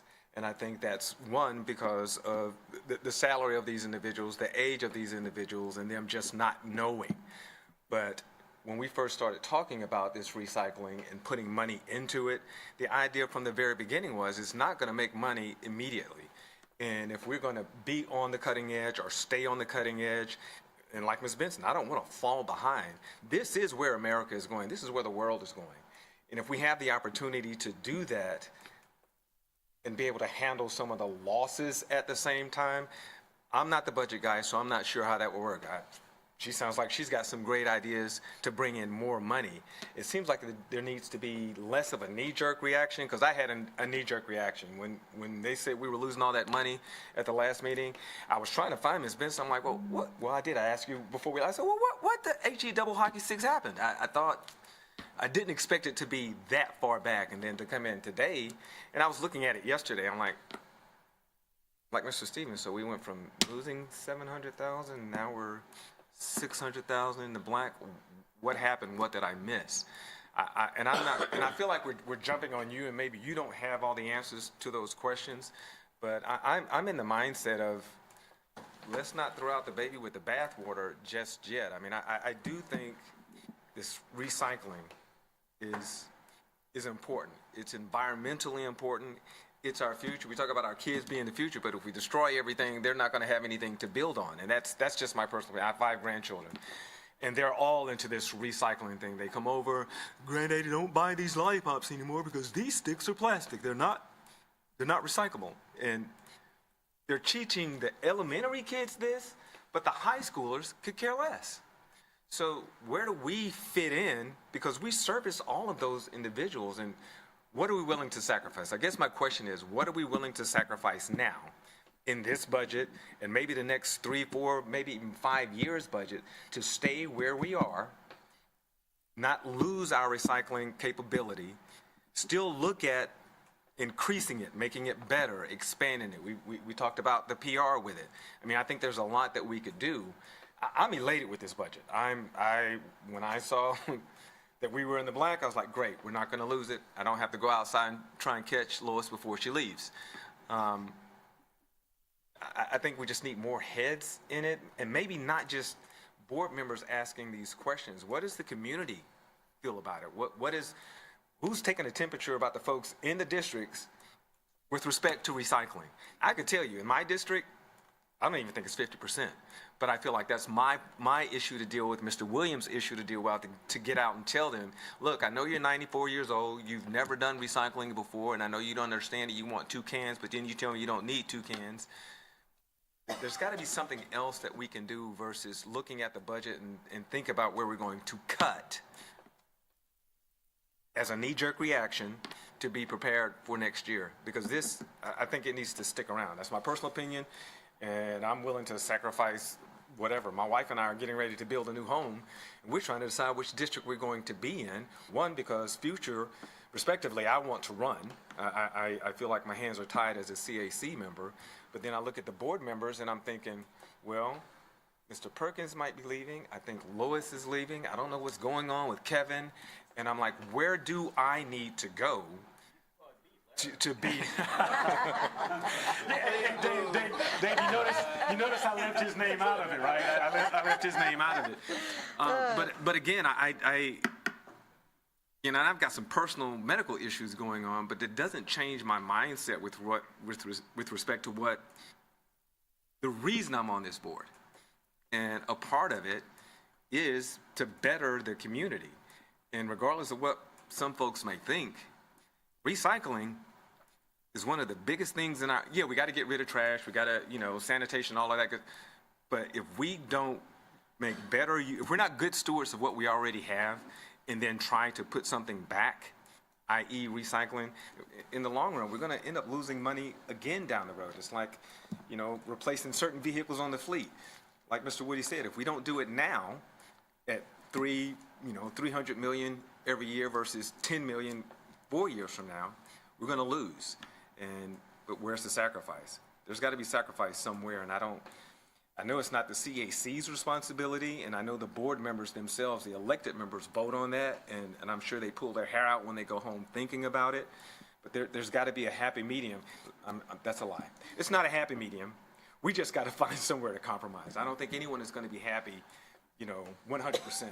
And I don't know if that's your responsibility to help us come up with better ideas, Ms. Ritt's responsibility, but I think there needs to be more eyes and ears contributing to how we're looking at it, because I'm beginning to get tunnel vision.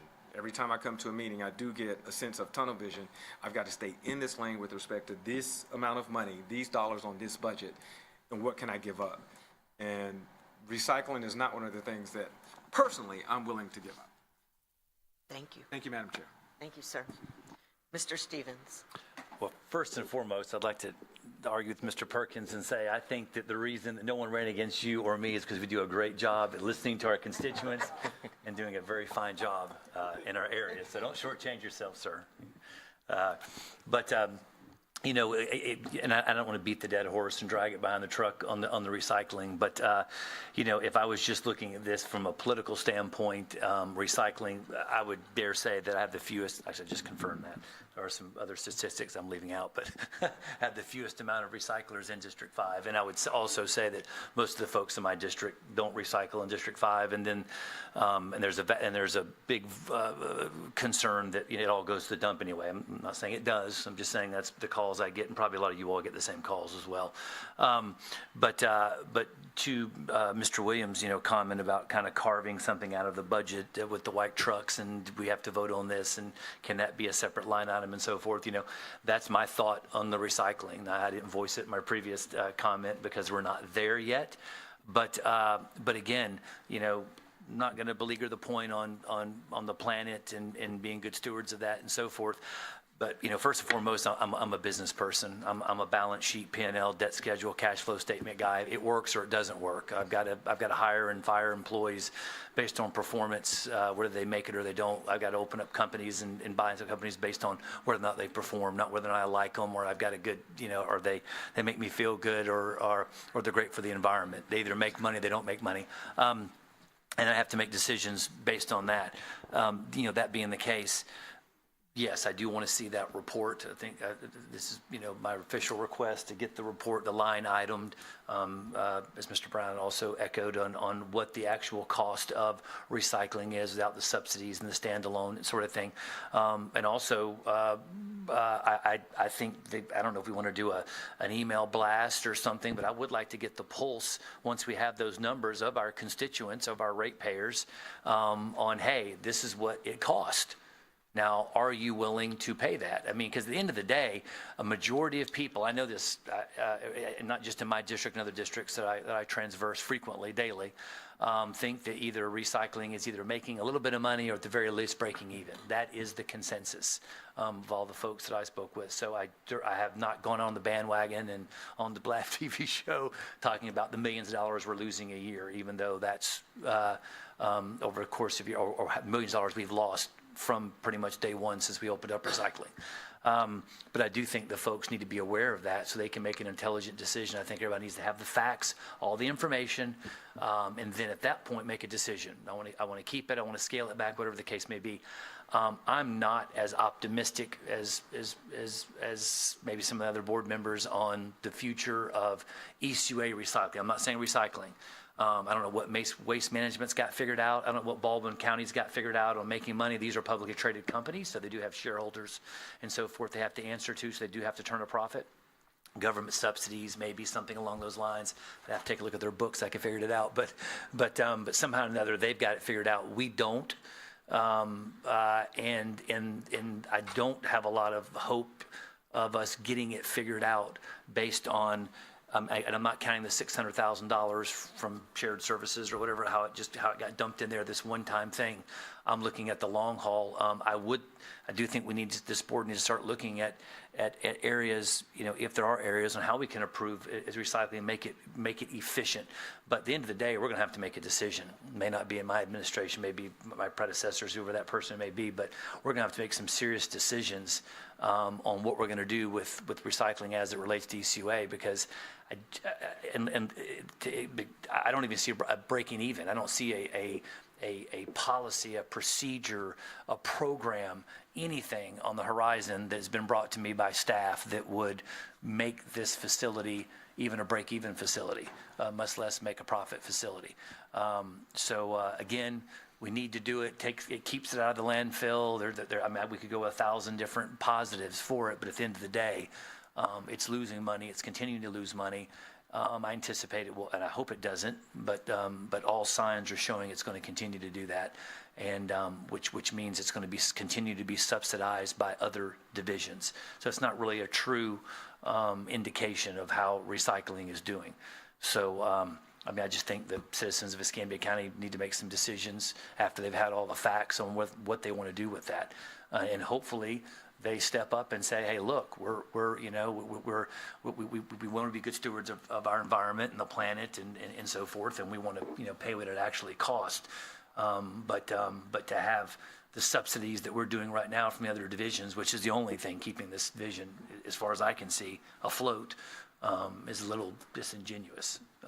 So that's my 2 cents, and I don't know if that's something we can. I'm going to be struggling for this and probably up until the time we vote for this budget, because as Mr. Williams alluded to, I too am looking for ways to save the ratepayers money, and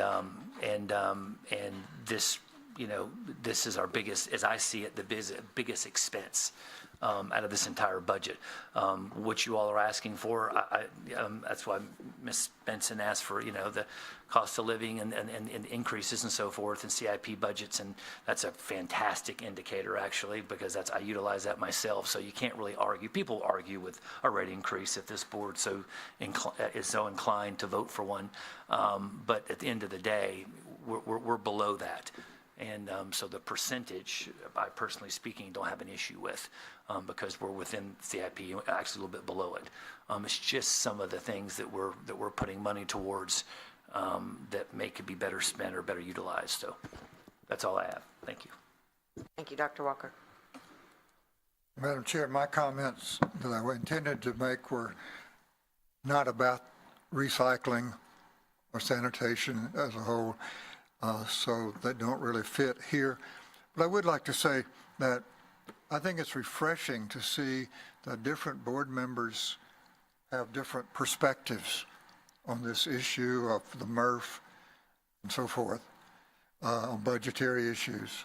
I think it's refreshing because out of the differing perspectives, perhaps will come some wisdom overall. It's much better than to have 5 board members who all think exactly the same way on something. That becomes an iffy type situation. So, but I do have another comment before we finish, and I'll reserve that for later. Okay? Thank you. Mr. Kirschner. Thank you. You know, I'm not someone who's going to try to save the planet. I mean, I love driving my German muscle car, go out and buy that 93 octane non-ethanol fuel. But it's about service. I came here 24 years ago from the left coast, and it's sort of people on the left coast, they do recycling. That's just the way it is. And I remember when we opened up our recycling facility, I was out there with Gene and thought, this is absolutely great. You know, we had cookies and soda pop, all that kind of stuff. For today, I was hoping that recycling wouldn't be brought up, because I'm thinking, if we are continuing, I mean, all I've heard the time I've been on this committee is it's a money loser. It's a money loser. Then why are we doing this? Why are we doing this? Well, we're doing it because in the back of our heads, I think, it's a service. So how are we going to make money off of this thing? Well, we're never going to be able to make money. It's like public transportation. Public transportation doesn't make money, but it's something that you give to the community. And if there are other operations like ECUA around the state, the country, what are they doing to make their recycling facilities efficient, or their budgets efficient to cover recycling? You do something, because it is just, until today, I thought, you know, everybody's going to trash this. And so I was going to just say, why are we doing something if we're not really supporting this thing? And I understand what Mr. Stevens is saying. I understand about your district, and it's always been that way. And believe me, District 2 that I spent 8 years in, at some point in time, we always thought the same thing. Well, you know, but they grow, and this place is growing.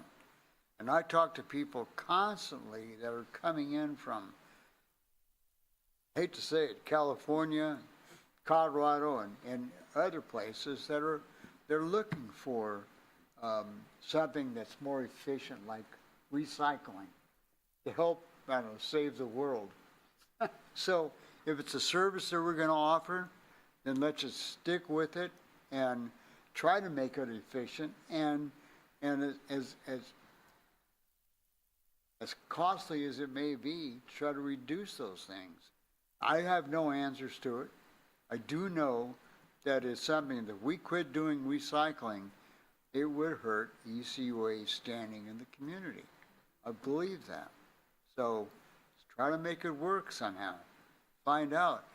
Natalie, have we talked to Scambia, the county, about doing something with ECTV?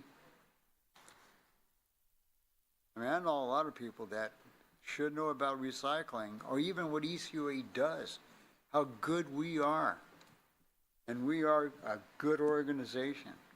Very proud to serve on this committee. and to represent this organization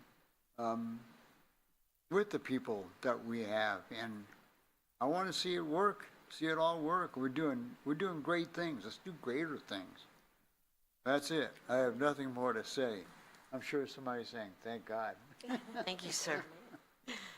Mr. Perkins. He ain't heavy, he's my brother. You know, my grandmother used to say, you know, a penny earned is a penny saved. And any analysis of the recycling has to take into account the tipping fees we would be spending on the materials that we're currently recycling. That was a huge determinant, the biggest determinant when we made this decision, because the county kept seeing us as a source of revenue. And if we increase that tonnage and it all starts landfilling again, there's going to be the temptation, I can guarantee you, among future county commissioners to say, that's a lot of money if we increase this. At least we have some control over what our expenses are with that 40% or so that gets recycled. That's under our control. You know, if we put that back all into the landfill, that's less control we have over that. So any analysis that we do, cost-wise, has to take into account the money that we're saving on tipping fees by not landfilling, not only the materials that go to the recycling facility, but the yard waste from the composting facility. That's it. Thank you, Dr. Walker. Follow up what Mr. Perkins just said. At the time when ECUA decided to go into the recycling business, it was a huge point of conflict with the county commission. And the county commission was not very favorably disposed toward ECUA anyway, but they saw that as a major, big-time attack on the financial stability of the county because of the effect it would have on the revenue of the landfill. And it was a bitter battle. There were lawsuits and attempts by some county commissioners to get us abolished by the legislature. So, it was a big time issue. Now, so I think that what Mr. Perkins says about savings from reduced tipping fees paid should be taken into overall consideration of determining sort of the bottom line or the balance, financial balance of the recycling program, because it is there's more to it than simply the bottom line of the MRF itself. There's a bigger picture, and even a larger picture if you take into account the point previously brought up by Mr. Perkins about the reduced costs to the community, the county community as a whole, on the savings on the lifetime savings of the lifetime of the landfills, and the delay of cost of opening new sales at the landfill. These are factors that don't enter into an accounting of the operation of the landfill, but they are important to the community as a whole, to Escambia County as a whole. Thank you, sir. Mr. Brown. I was going to say, I think we have a lot of conflicting opinions, approaches, ideas, but I'm going to rephrase that. We have a very diverse group of opinions. And I think we could probably have this conversation at the next 5 board meetings until something is resolved. So my question is, can we have someone independent come in and say what the MRF can and will do for us, what we're going to do? Did we have someone look at that? I'm sure we must have had someone look at least the overall picture of what it's going to look like, but maybe before we make a decision as a board and as a CAC individual, I'd like to see it move forward, but I don't want to do that at the expense of our budget being just going in a deeper hole, or if you will, ostracizing myself from one or another board member because my concern is what the community thinks. But second to that, what does the community need? You know, I could ask 9 out of 10 people in our district, and I'm sure 8 of them are going to say, no, we don't need recycling, because they've never done it. But when they leave, and correct me if I'm wrong, Mr. Williams, they're our age or older. The great majority in our district are older than you and I.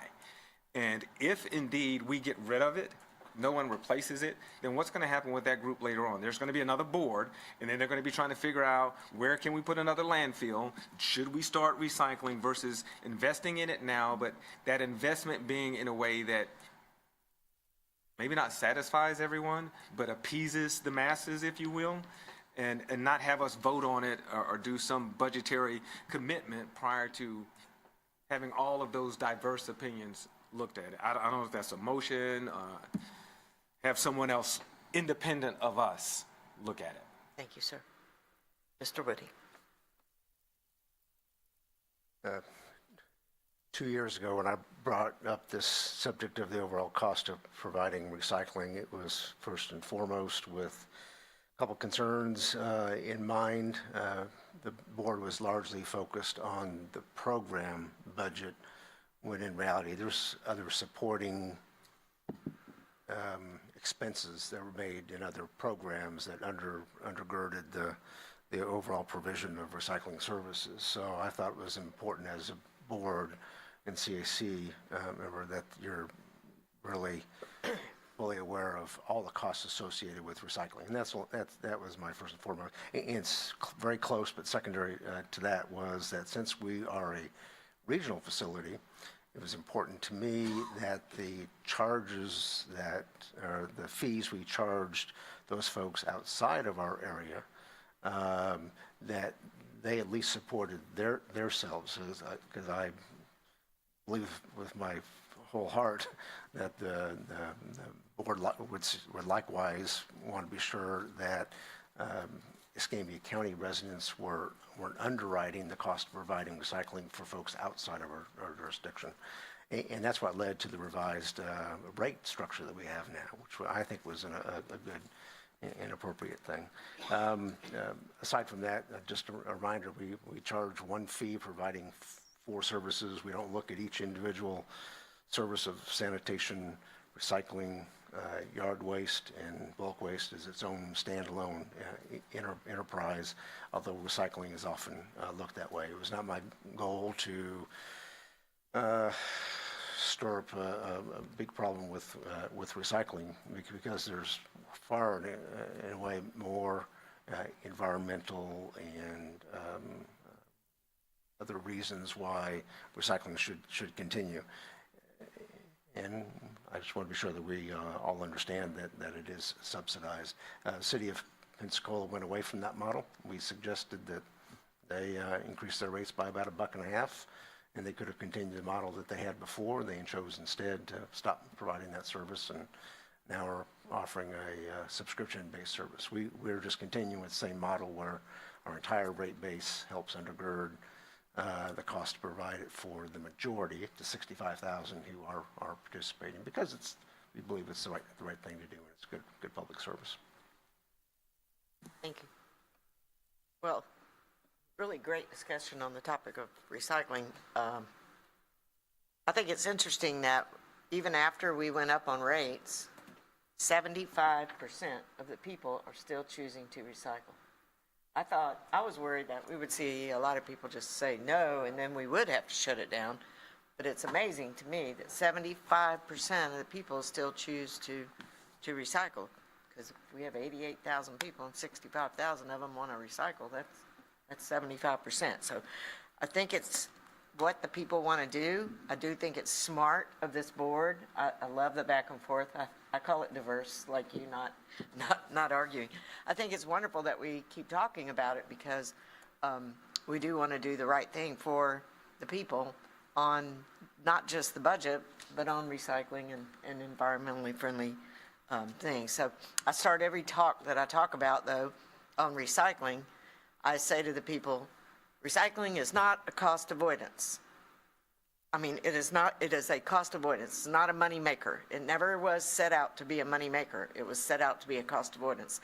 So I'm going to agree with Mr. Perkins that any analysis we do needs to include what it would cost if we took everything that we're taking to the recycle to the landfill, because that's $45 a ton. And I think you can't get a true synopsis of the cost without doing that. So anything that we do, and I see him shaking his head back there of yes, he will do that. So I think we'll find out that we're probably at a break even at that, if we take into account that everything we take would be $45 a ton.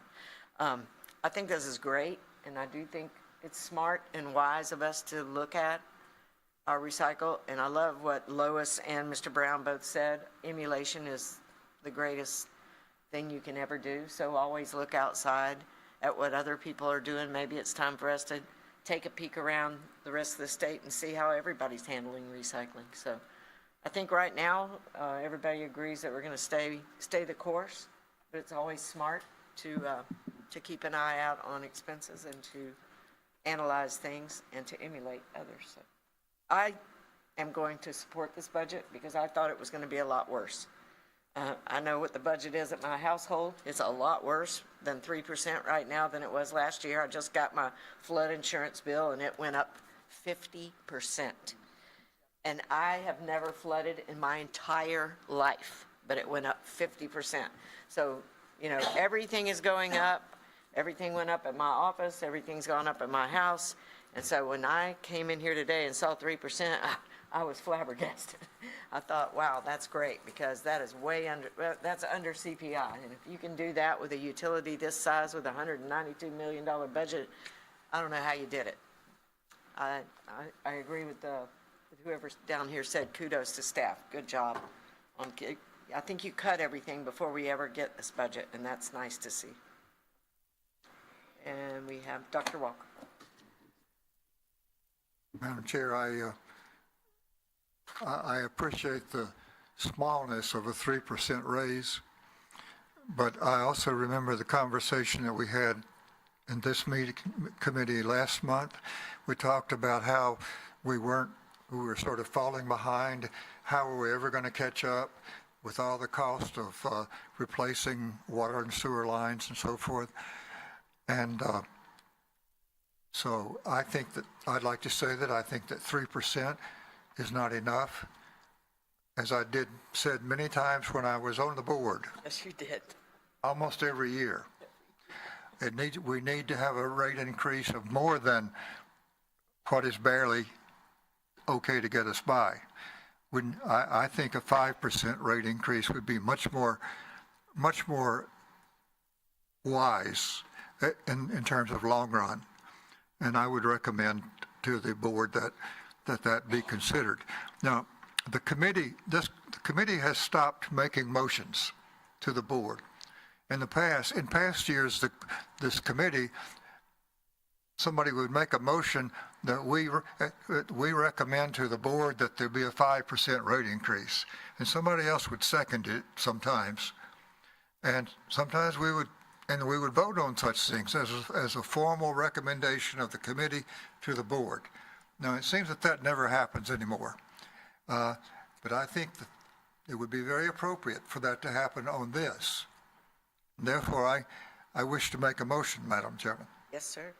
As a committee member, I move that this committee recommend to the board that the rate increase for next year be 5% rather than 3%. Is that across the board or? For both water and wastewater and sanitation. Do I have a second on that? And Mr. Kirschner seconds that. Please vote. Well, is there not discussion? Well, we can just, yes, sir. Well, Let's discuss. I've already spoken my piece. Yeah. I recommend that we vote in favor of this motion. See if I have any other speakers here real quick. Mr. Perkins. I had pressed my button before the motion Okay, was made. all right, so we will vote.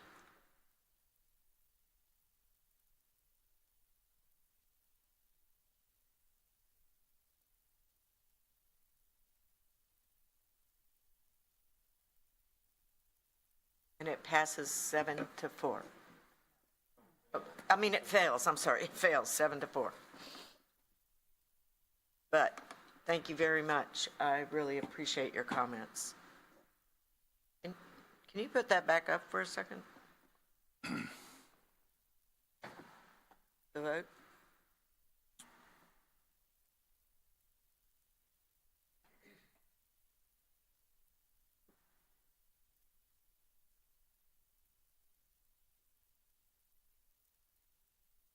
No? Yeah, I have it on my end, but it's not going back up there. Okay, Did you can want me just send it to, if you can just send it to us, that would be great. Yes, ma'am. Thank you. Mr. Perkins? Yeah, and so what I was going to say was just kind of related to what Dr. Walker said and Mr. Williams and Mr. Stevens is any board member or any committee member can make a motion at any point.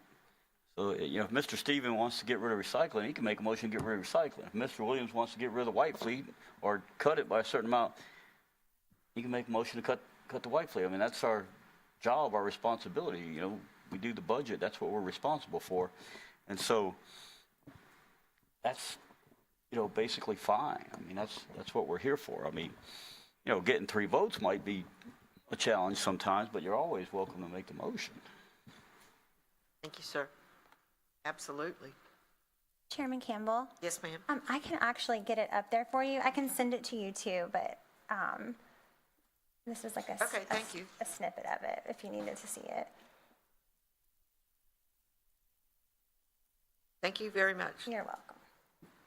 And Mr. Stevens? Yeah, so I'd just like to add a little clarity or clarification to my no vote on Dr. Walker's motion because he's seeing what the rest of us are saying on how grossly underfunded we are, and I didn't realize that until staff educated me on what the need is out there as opposed to what we have the ability to pay for. So I'm not opposed to putting something,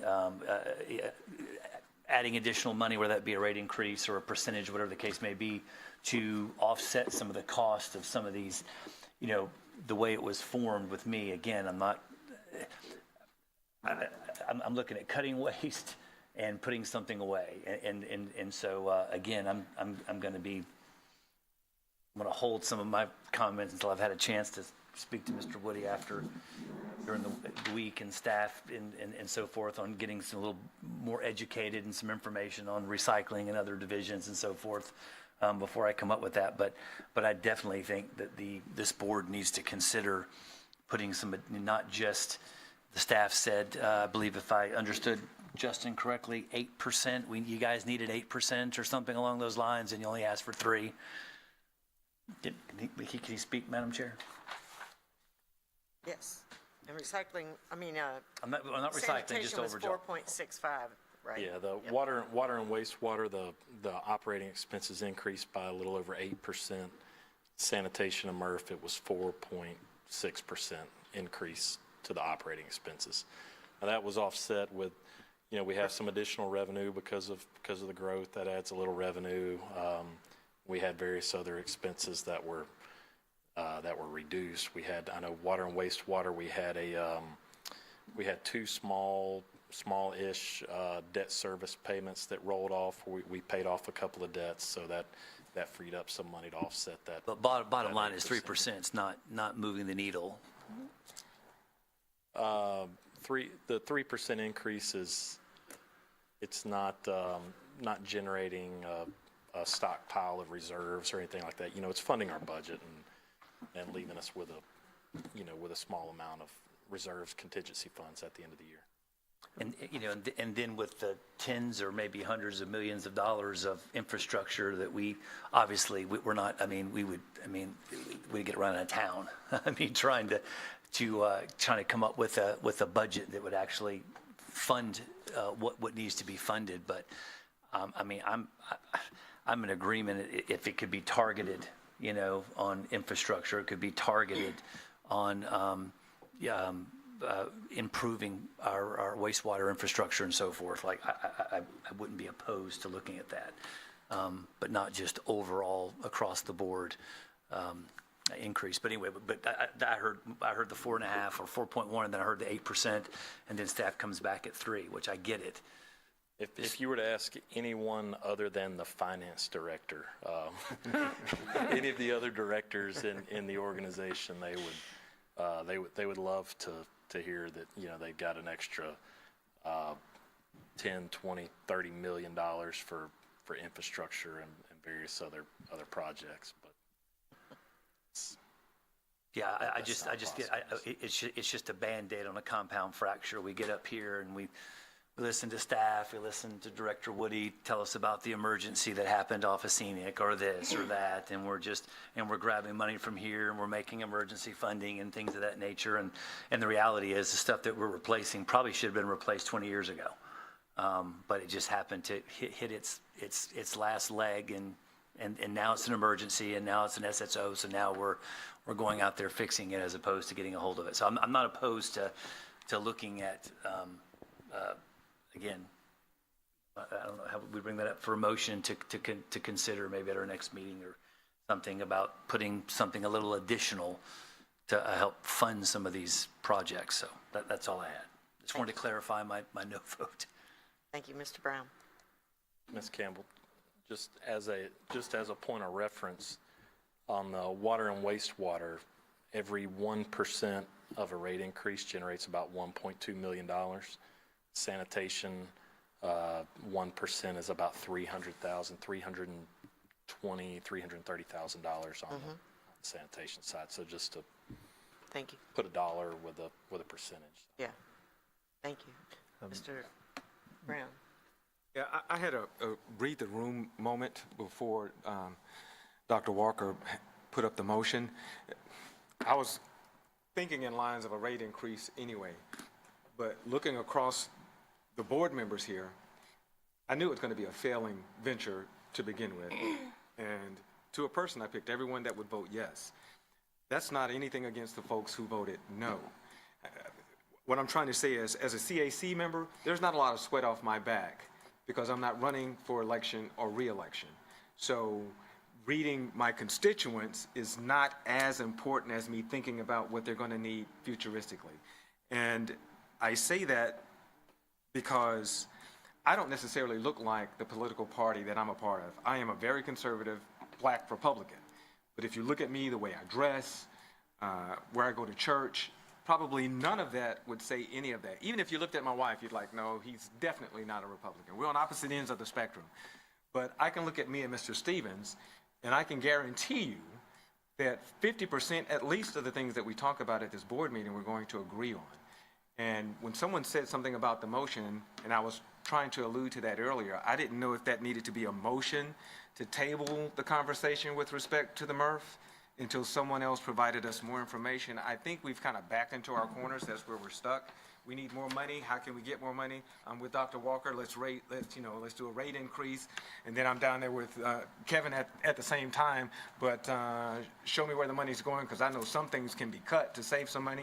And that puts me right in line with Mr. Williams. So maybe I need to have a better understanding of what my responsibility is. Maybe that's not the right word, Ms. Benson. What I can and cannot say or make a motion to suggest in this environment here in the board meeting, because I am a bit confused. I know my wife tells me all the time, you crossed the line. You're not an elected board member. You're the CAC. Your question was more global than for your district. I get it, but that's where my mind is, because what the board decides, what the voting members of the board decides, affects my constituents, if you will, the community that I serve. So maybe I just need more clarification and do more reading. I've got plenty of time on my hands now, so chemo takes almost 4 hours, so I can sit there and just read. Maybe I just need more clarification. I don't know if I need to speak with Mr. Woody, and I know he's sick of me asking him 1,000,001 questions too. No, he loves it. But I guess I need more clarification. What is my role as a CAC member? I know what my head is thinking. I will say that you could, like Mr. Perkins said, you can make a motion on anything that you would like to make a motion on. If it gets seconded, then we vote on it. If it doesn't get a second, then it's maybe, I don't want to say it's not important, but it's not, if no one does a second, then we don't vote on it. Okay, so can I make a motion to get an outside independent person to look at our MRF before we start voting on whether or not we're gonna keep it, scrap it, or is that out of line just yet? Second that.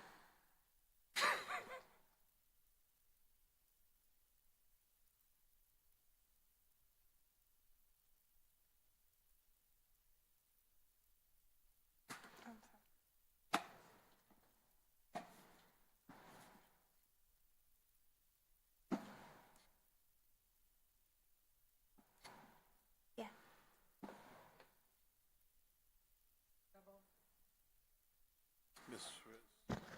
If everybody could just refresh, just because Ms. Cromartie had to leave, if we could refresh our systems, please. Yes, ma'am. I think I suggested that I wanted to take a close look at recycling and all of those things. I think it's premature to look for an outside consultant until some in-house work has been done.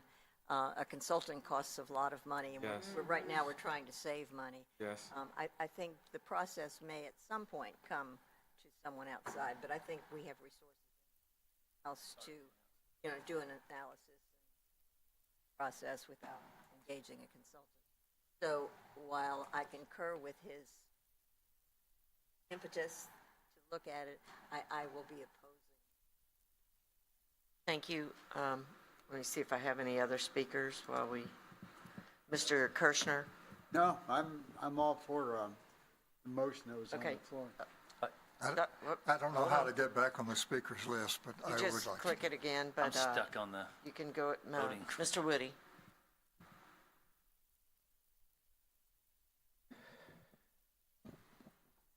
I lost track of.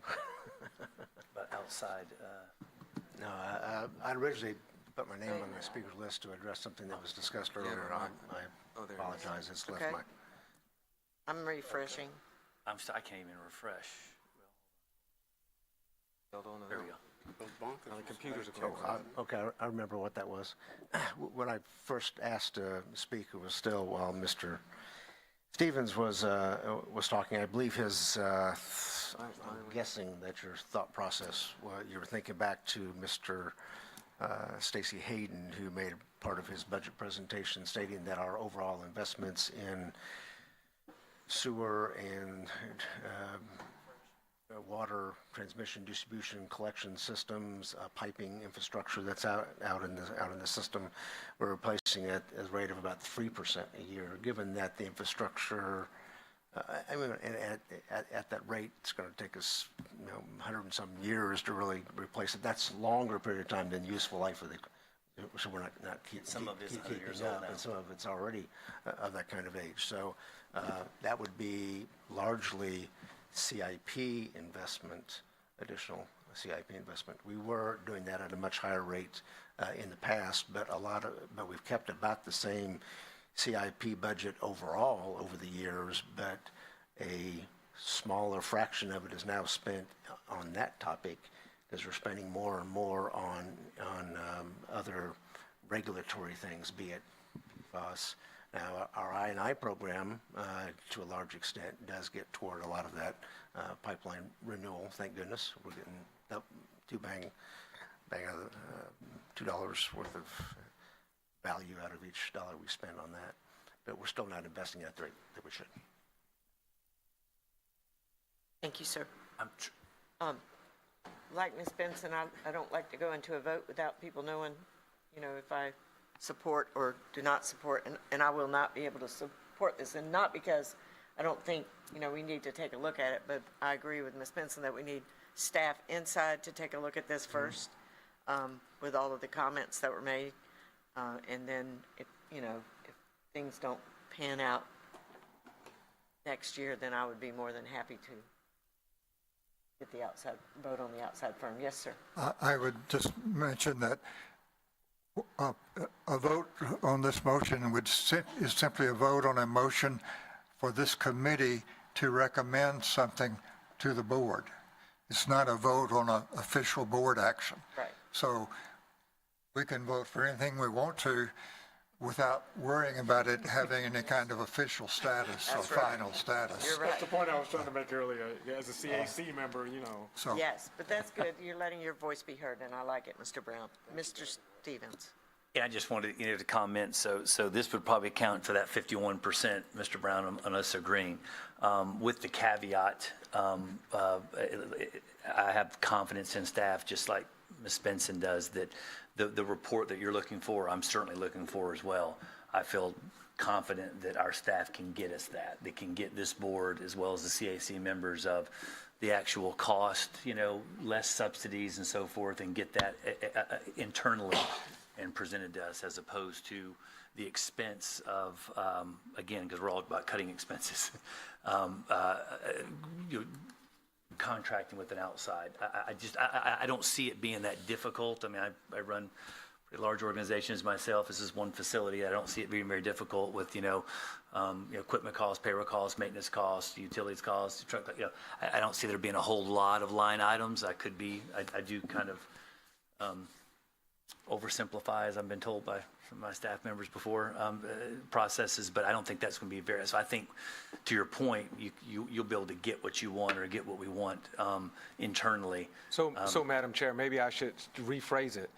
The reason I said independent, because I've felt like we've been talking about the MRF almost since I've been here.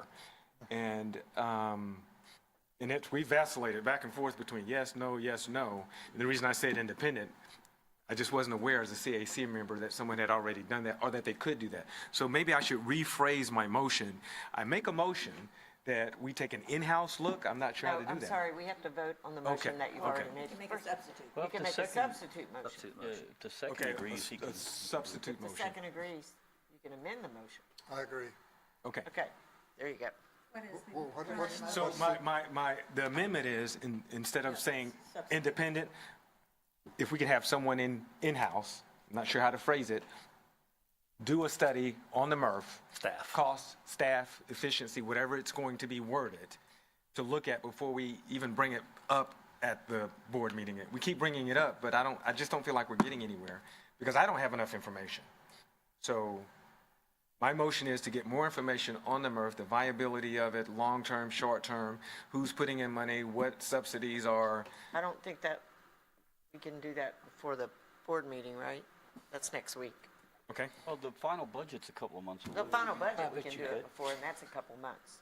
I can wait as long as it's done. I would say you have those numbers. My only caution on saying longer, there's two timelines. The short timeline is the one that affects the proposed rate for next year. Next month, we'll have a preliminary rate-setting resolution recommending the 3 and 3 numbers that we already talked about. A month later, the final rate setting. We're required by state law to post those numbers for 30 days. They're in our bills and statements, and that has to be done before you vote on that. If something changes, then we would have to go through, I believe, and repost a new rate and provide another 30 days if something changed in that regard. That doesn't mean that you can't amend budgets and things mid-year. It just means you can't change the rates you're charging without going through a 30-day notification period and opportunity for the ratepayers to be aware of it, come attend a meeting, make their comments known. I understand that, and so that would be a board thing for the rate increase when you finally get to that point. So whatever amount of time it takes for it to be evaluated, looked at, and then brought back to the board, whether it affects this coming year's rate or the year after, I would like it to be noted that someone needs to look at it to provide us more information instead of just the dollar figures when we get to this meeting. 700 in the red last month, 600 in the black this month, just blew my mind.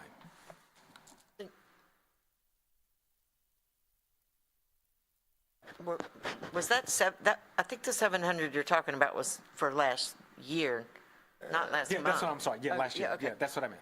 Yeah, the 600 was this year. year. Yeah, that's what I that's a meant. little bit of an apples and oranges comparison. The number we said we're in the red is if you look at every element of expense, not only in the MRF program, but also in some other programs that provide services to the MRF. If you added all that up and looked at it as if it were its own enterprise, it's very much in the red, and continues to agree not cover its costs because we have to take from our base rate. It couldn't stand by itself as its own enterprise. Yes, sir. The program is doing better this year, the program budget, than we anticipated. Yes, ma'am. Ms. Benson.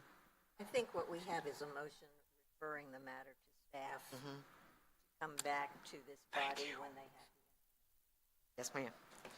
Thank you, Ms. Smith. Madam Chair, I second that motion. Thank you, sir. Saying what you. Yes, ma'am. Yes. Couldn't figure out the verbiage. That's the way I took it too. You didn't mean they had to do it immediately. Thank you, sir. The screen seemed oh, there they go. Okay. And they are working, I think.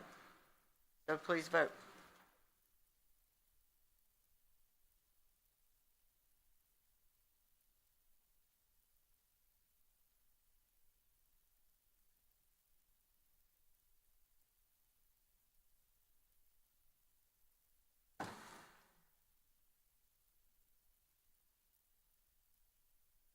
And it passes 10-0.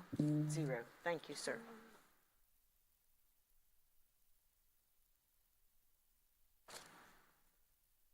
Now, back over here. I believe all my speakers have spoken.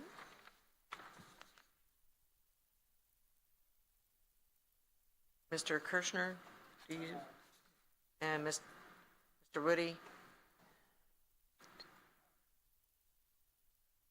Okay.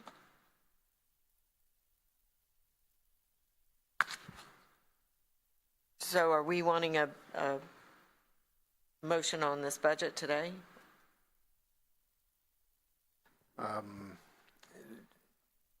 Yes, it would be preferred Yes. On the rate recommendation. So if there are no That's the further. basis upon which we decide to Right, bring you the if there are preliminary no numbers. further speakers, if anyone on the CAC would like to make a motion on the budget. I move that. Thank you. Thank you.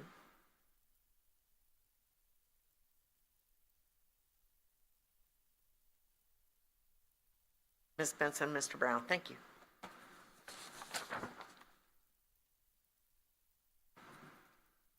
Thank you. Madam Chair, Yes, sir.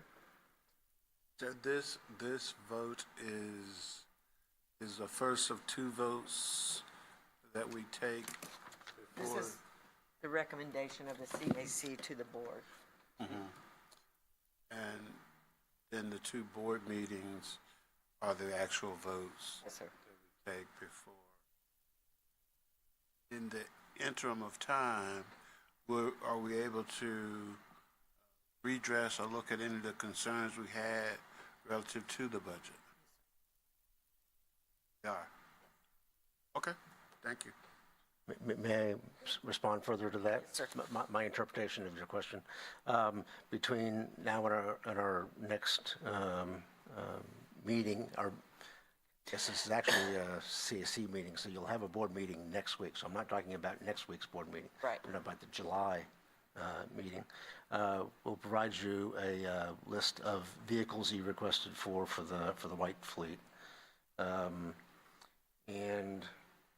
Mr. Stevens and Lewis Brown also asked for a line-by-line item budget of the MRF. Quite a bit of that's actually in what's already here, but we'll be sure that it's a form that's a little easier to understand or read. But your voting here gives us then some indication of currents, and we put forth then the preliminary rate recommendation resolution based on that, so I appreciate the vote. Okay. See no further questions. Vote.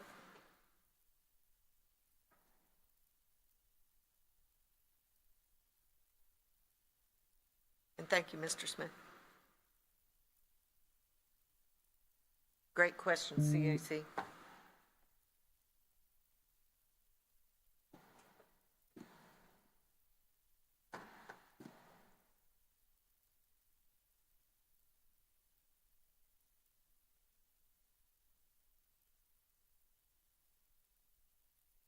And it passes 9-1.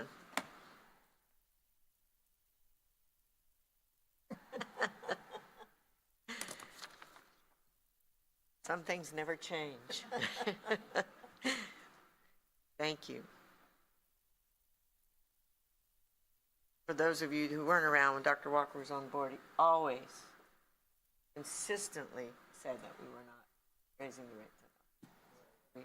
rates. We needed to do a better job on reserve, so nothing has changed, and I appreciate that. We now have approval of minutes from the CAC meetings for May 13th, May 14th, May 15th, and May 21st. If there are no corrections, would someone like to move them all? Mr. Gaines moves and Mr. Kirschner seconds. Please vote.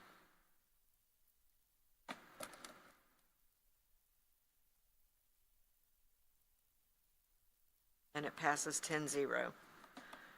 We move now to adoption of general resolutions. I will read them and let Mr. Woody speak to each, and we will vote on them as a whole. Number 1, G1, is adoption of general resolution GR 24-45, a general resolution authorizing the executive director to sign an engineering services proposal from Arcadis for design of the piping system for a granular activated carbon treatment system to treat the water from the 9 Mile Road well, authorizing the use of funds from CIP project RW0047, the 9 Mile Well granular activated carbon vessels. Mr. Woody. Our largest well location is the 9 Mile Road well site. Pumps about 4,000 gallons per minute. That location has previously been approved by the board to acquire the GAC vessels and design the footings and foundations for those. This proposed resolution is for design of the piping systems that will connect the new filtration system to our existing well infrastructure. Thank you. I have no speakers. Item 2, G2, is adoption of general resolution GR 24-49, a general resolution authorizing executive director to execute a purchase order with Flender Corporation to provide a replacement surface aerator gearbox to be used as a spare for the Central Water Reclamation Facility, authorizing funding from the appropriate line item. Mr. Woody. An important feature at the Central Water Reclamation Facility is our B&R basins, which have large 150 horsepower mixers involved with those. Those are run through a gearbox made by Flender. We keep a spare on hand so that if we ever have a major maintenance or the need for a replacement, we'll have those ready to go. We recently did use the spare, and it's important to keep those in service, of course. Now that that spare has been used, we need to replace that, so we have a spare for the next time. We did receive 3 different bids. The low bid we're recommending is to Flender Corporation of Elgin, Illinois. Thank you, sir. Item G3 is adoption of general resolution GR 24-50, a resolution authorizing the executive director to execute a renewal agreement with the Florida Municipal Insurance Trust to renew medical insurance benefits with an effective date of October 1st, 2024. Additionally, authorizing the executive director to execute renewal agreements with MetLife, the Standard Insurance Company, and Health Equity for group benefits with an effective date of October 1, 2024. This resolution is for recommending renewal agreements for several of our providers for medical insurance benefits as well as other dental and other insurance provisions for our employees. While the majority of them are moving forward with minor to no increases, the significant one that is changing is our medical claims, our health provider due to an increase in medical claims over this last 2 years. Its increase is 13.5%. You'll remember Kim Scruggs made a presentation at budget time to discuss our loss ratio. That's really changed. That's the first major change we've had in many, many years. We've really been very fortunate over the years. So it's finally caught up with us, unfortunately. It's our recommendation that we move forward with these renewals. If you have any additional questions, Kim and Gina are both in the audience as well. Thank you. I do have one question, Mr. Stevens. So really just more of a statement than a question is, but because the insurance, because I have this insurance as well, and I just be as politically correct as I can. It's not, it doesn't seem to cover a whole lot, and the deductibles are super high. And like I said, thankfully, I'm not a sickly person, praise God, and neither are my kids. But yeah, it's, and I deal with this throughout my companies as well. It's super high premiums, coverage is not fantastic, and the deductibles are like super high. I've kind of like checked all the boxes on mine as well as far as the, and it's just, anyway, it's more of a statement. I just missed the pre-Obamacare days and the lower premiums and higher coverages and or affordable care, whatever the official phrase was that for, but I don't know if anyone else is experiencing that, but yeah, my premiums are outright very high, and the coverage is somewhat minimal on that. So, but and now we're doing a 13% increase with the same carrier, and I know there's not a whole lot of options out there. There's only kind of a handful of options to choose from. So, more of a statement. Missed the good old days. Yeah, amen. I think I saw this across the board in my company as well with insurance costs. But I will say this: I do miss Chuck, and when he was here, he was always mindful and let us know how the insurance issues made him feel. So I'll be glad to have him back next year. No further speakers. Do I have anyone that would like to make a motion on the consent agenda? Thank you. Mr. Stevens, would you like to move all three items? Thank you. And Mr. Kirshner seconds. Please vote.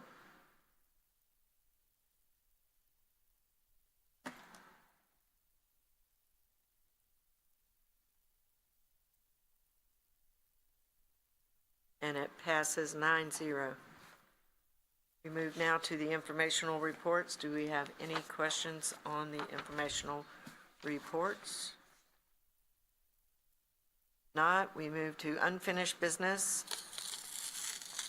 I did want to ask one question, and I apologize for not putting it in. Do we have an update on the bill pay for the commercial accounts? Can they pay over $500 yet?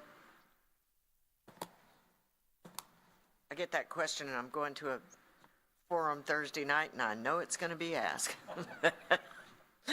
So we are steadily working on making this change. I believe I've seen some emails today where we're loading our actual ECUA data into a test site so that our billing and customer service people can test real live data instead of sample data. So we're very close.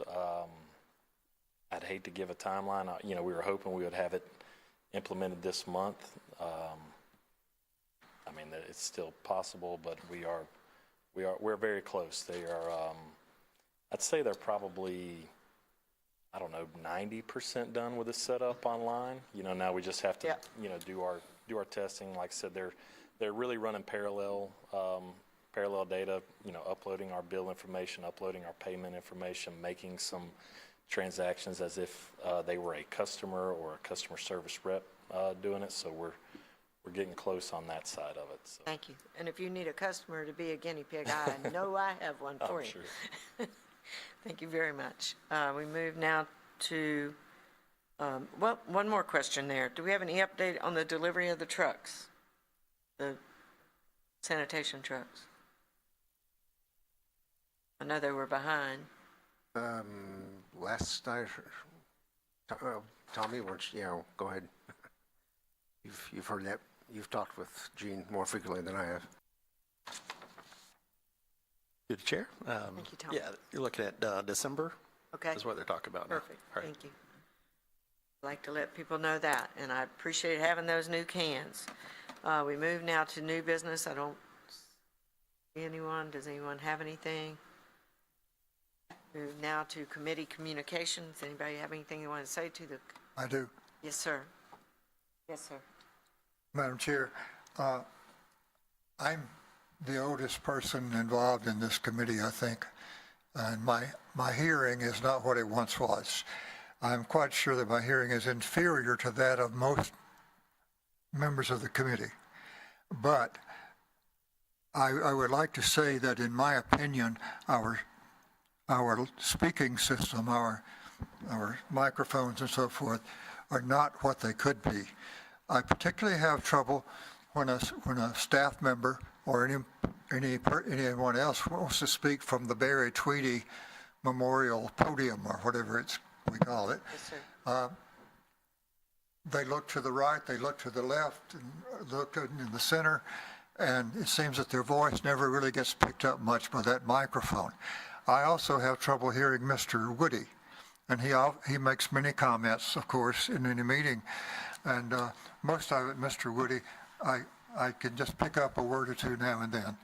I would like to suggest, as a matter of committee concern, that we consider the possibility of getting a better speaker's microphone system for at least the podium and Mr. Woody, whatever seems recommended. Now, I suggest this with great trepidation after hearing some of the budget cutting ideas of Mr. Williams and other members of the board, but I do bring it up. Thank you, sir. May I respond? Yes, sir. Our IT department is looking into that. Our IT department is looking into that, not based on the performance issue as much as we had a concern for trying to find a light that was at the top of the stock instead of the bottom of the stock, and a better button that was a lot more, typical click, push on, push off. These are very difficult to operate. So certainly performance is an important part of it as well. So that actually is in progress. Thank you, sir. Yeah, this system leaves a lot to be I desired. didn't understand anything of what Mr. Woody just said. He said that IT was looking at systems because you are absolutely correct that this system leaves a lot to be desired. That's paraphrasing. Maybe we should let you hearing it. We move now to open forum. Madam Chair, I'm just- sorry. Go right ahead. Yeah, just wanted to add something real quick. So the previous microphones to the microphones you have in front of you had built-in speakers that worked a lot better as far as being able to hear speakers across the board. And those are the models that we're going to go with during this upgrade. We actually found a model, but in doing our due diligence before actually making the purchase, we found out it wasn't compatible with this is a very complex system that goes back to that room. So there's many prerequisites before you can just buy the microphone. So we had to back off that purchase, but we do believe we've found another model, and we have funds already set aside. So this is something we've been working on, and I want to assure you we're gonna get it taken care of. And the new microphones will have the built-in speakers, so you'll be able to hear Mr. Woody more effectively. Thank you so much. Your wish is our command, Dr. Walker. We move now to the second open forum, and I see no one here. Madam Chair, may I? Yes, Yeah, I just sir. wanted to make comments about tomorrow we celebrate Juneteenth, Yes, sir. national holiday in which we celebrate individual freedoms, and on the 4th of July we celebrate the nation's freedom. And for the record, May the 20th, 1865 is the actual Emancipation Proclamation date for Floridians, so that we all know that. Thank you, Madam Chair. Thank you, sir. April 20th. May. May 20th. Now, no open forum, so we are adjourned. But folks didn't hear about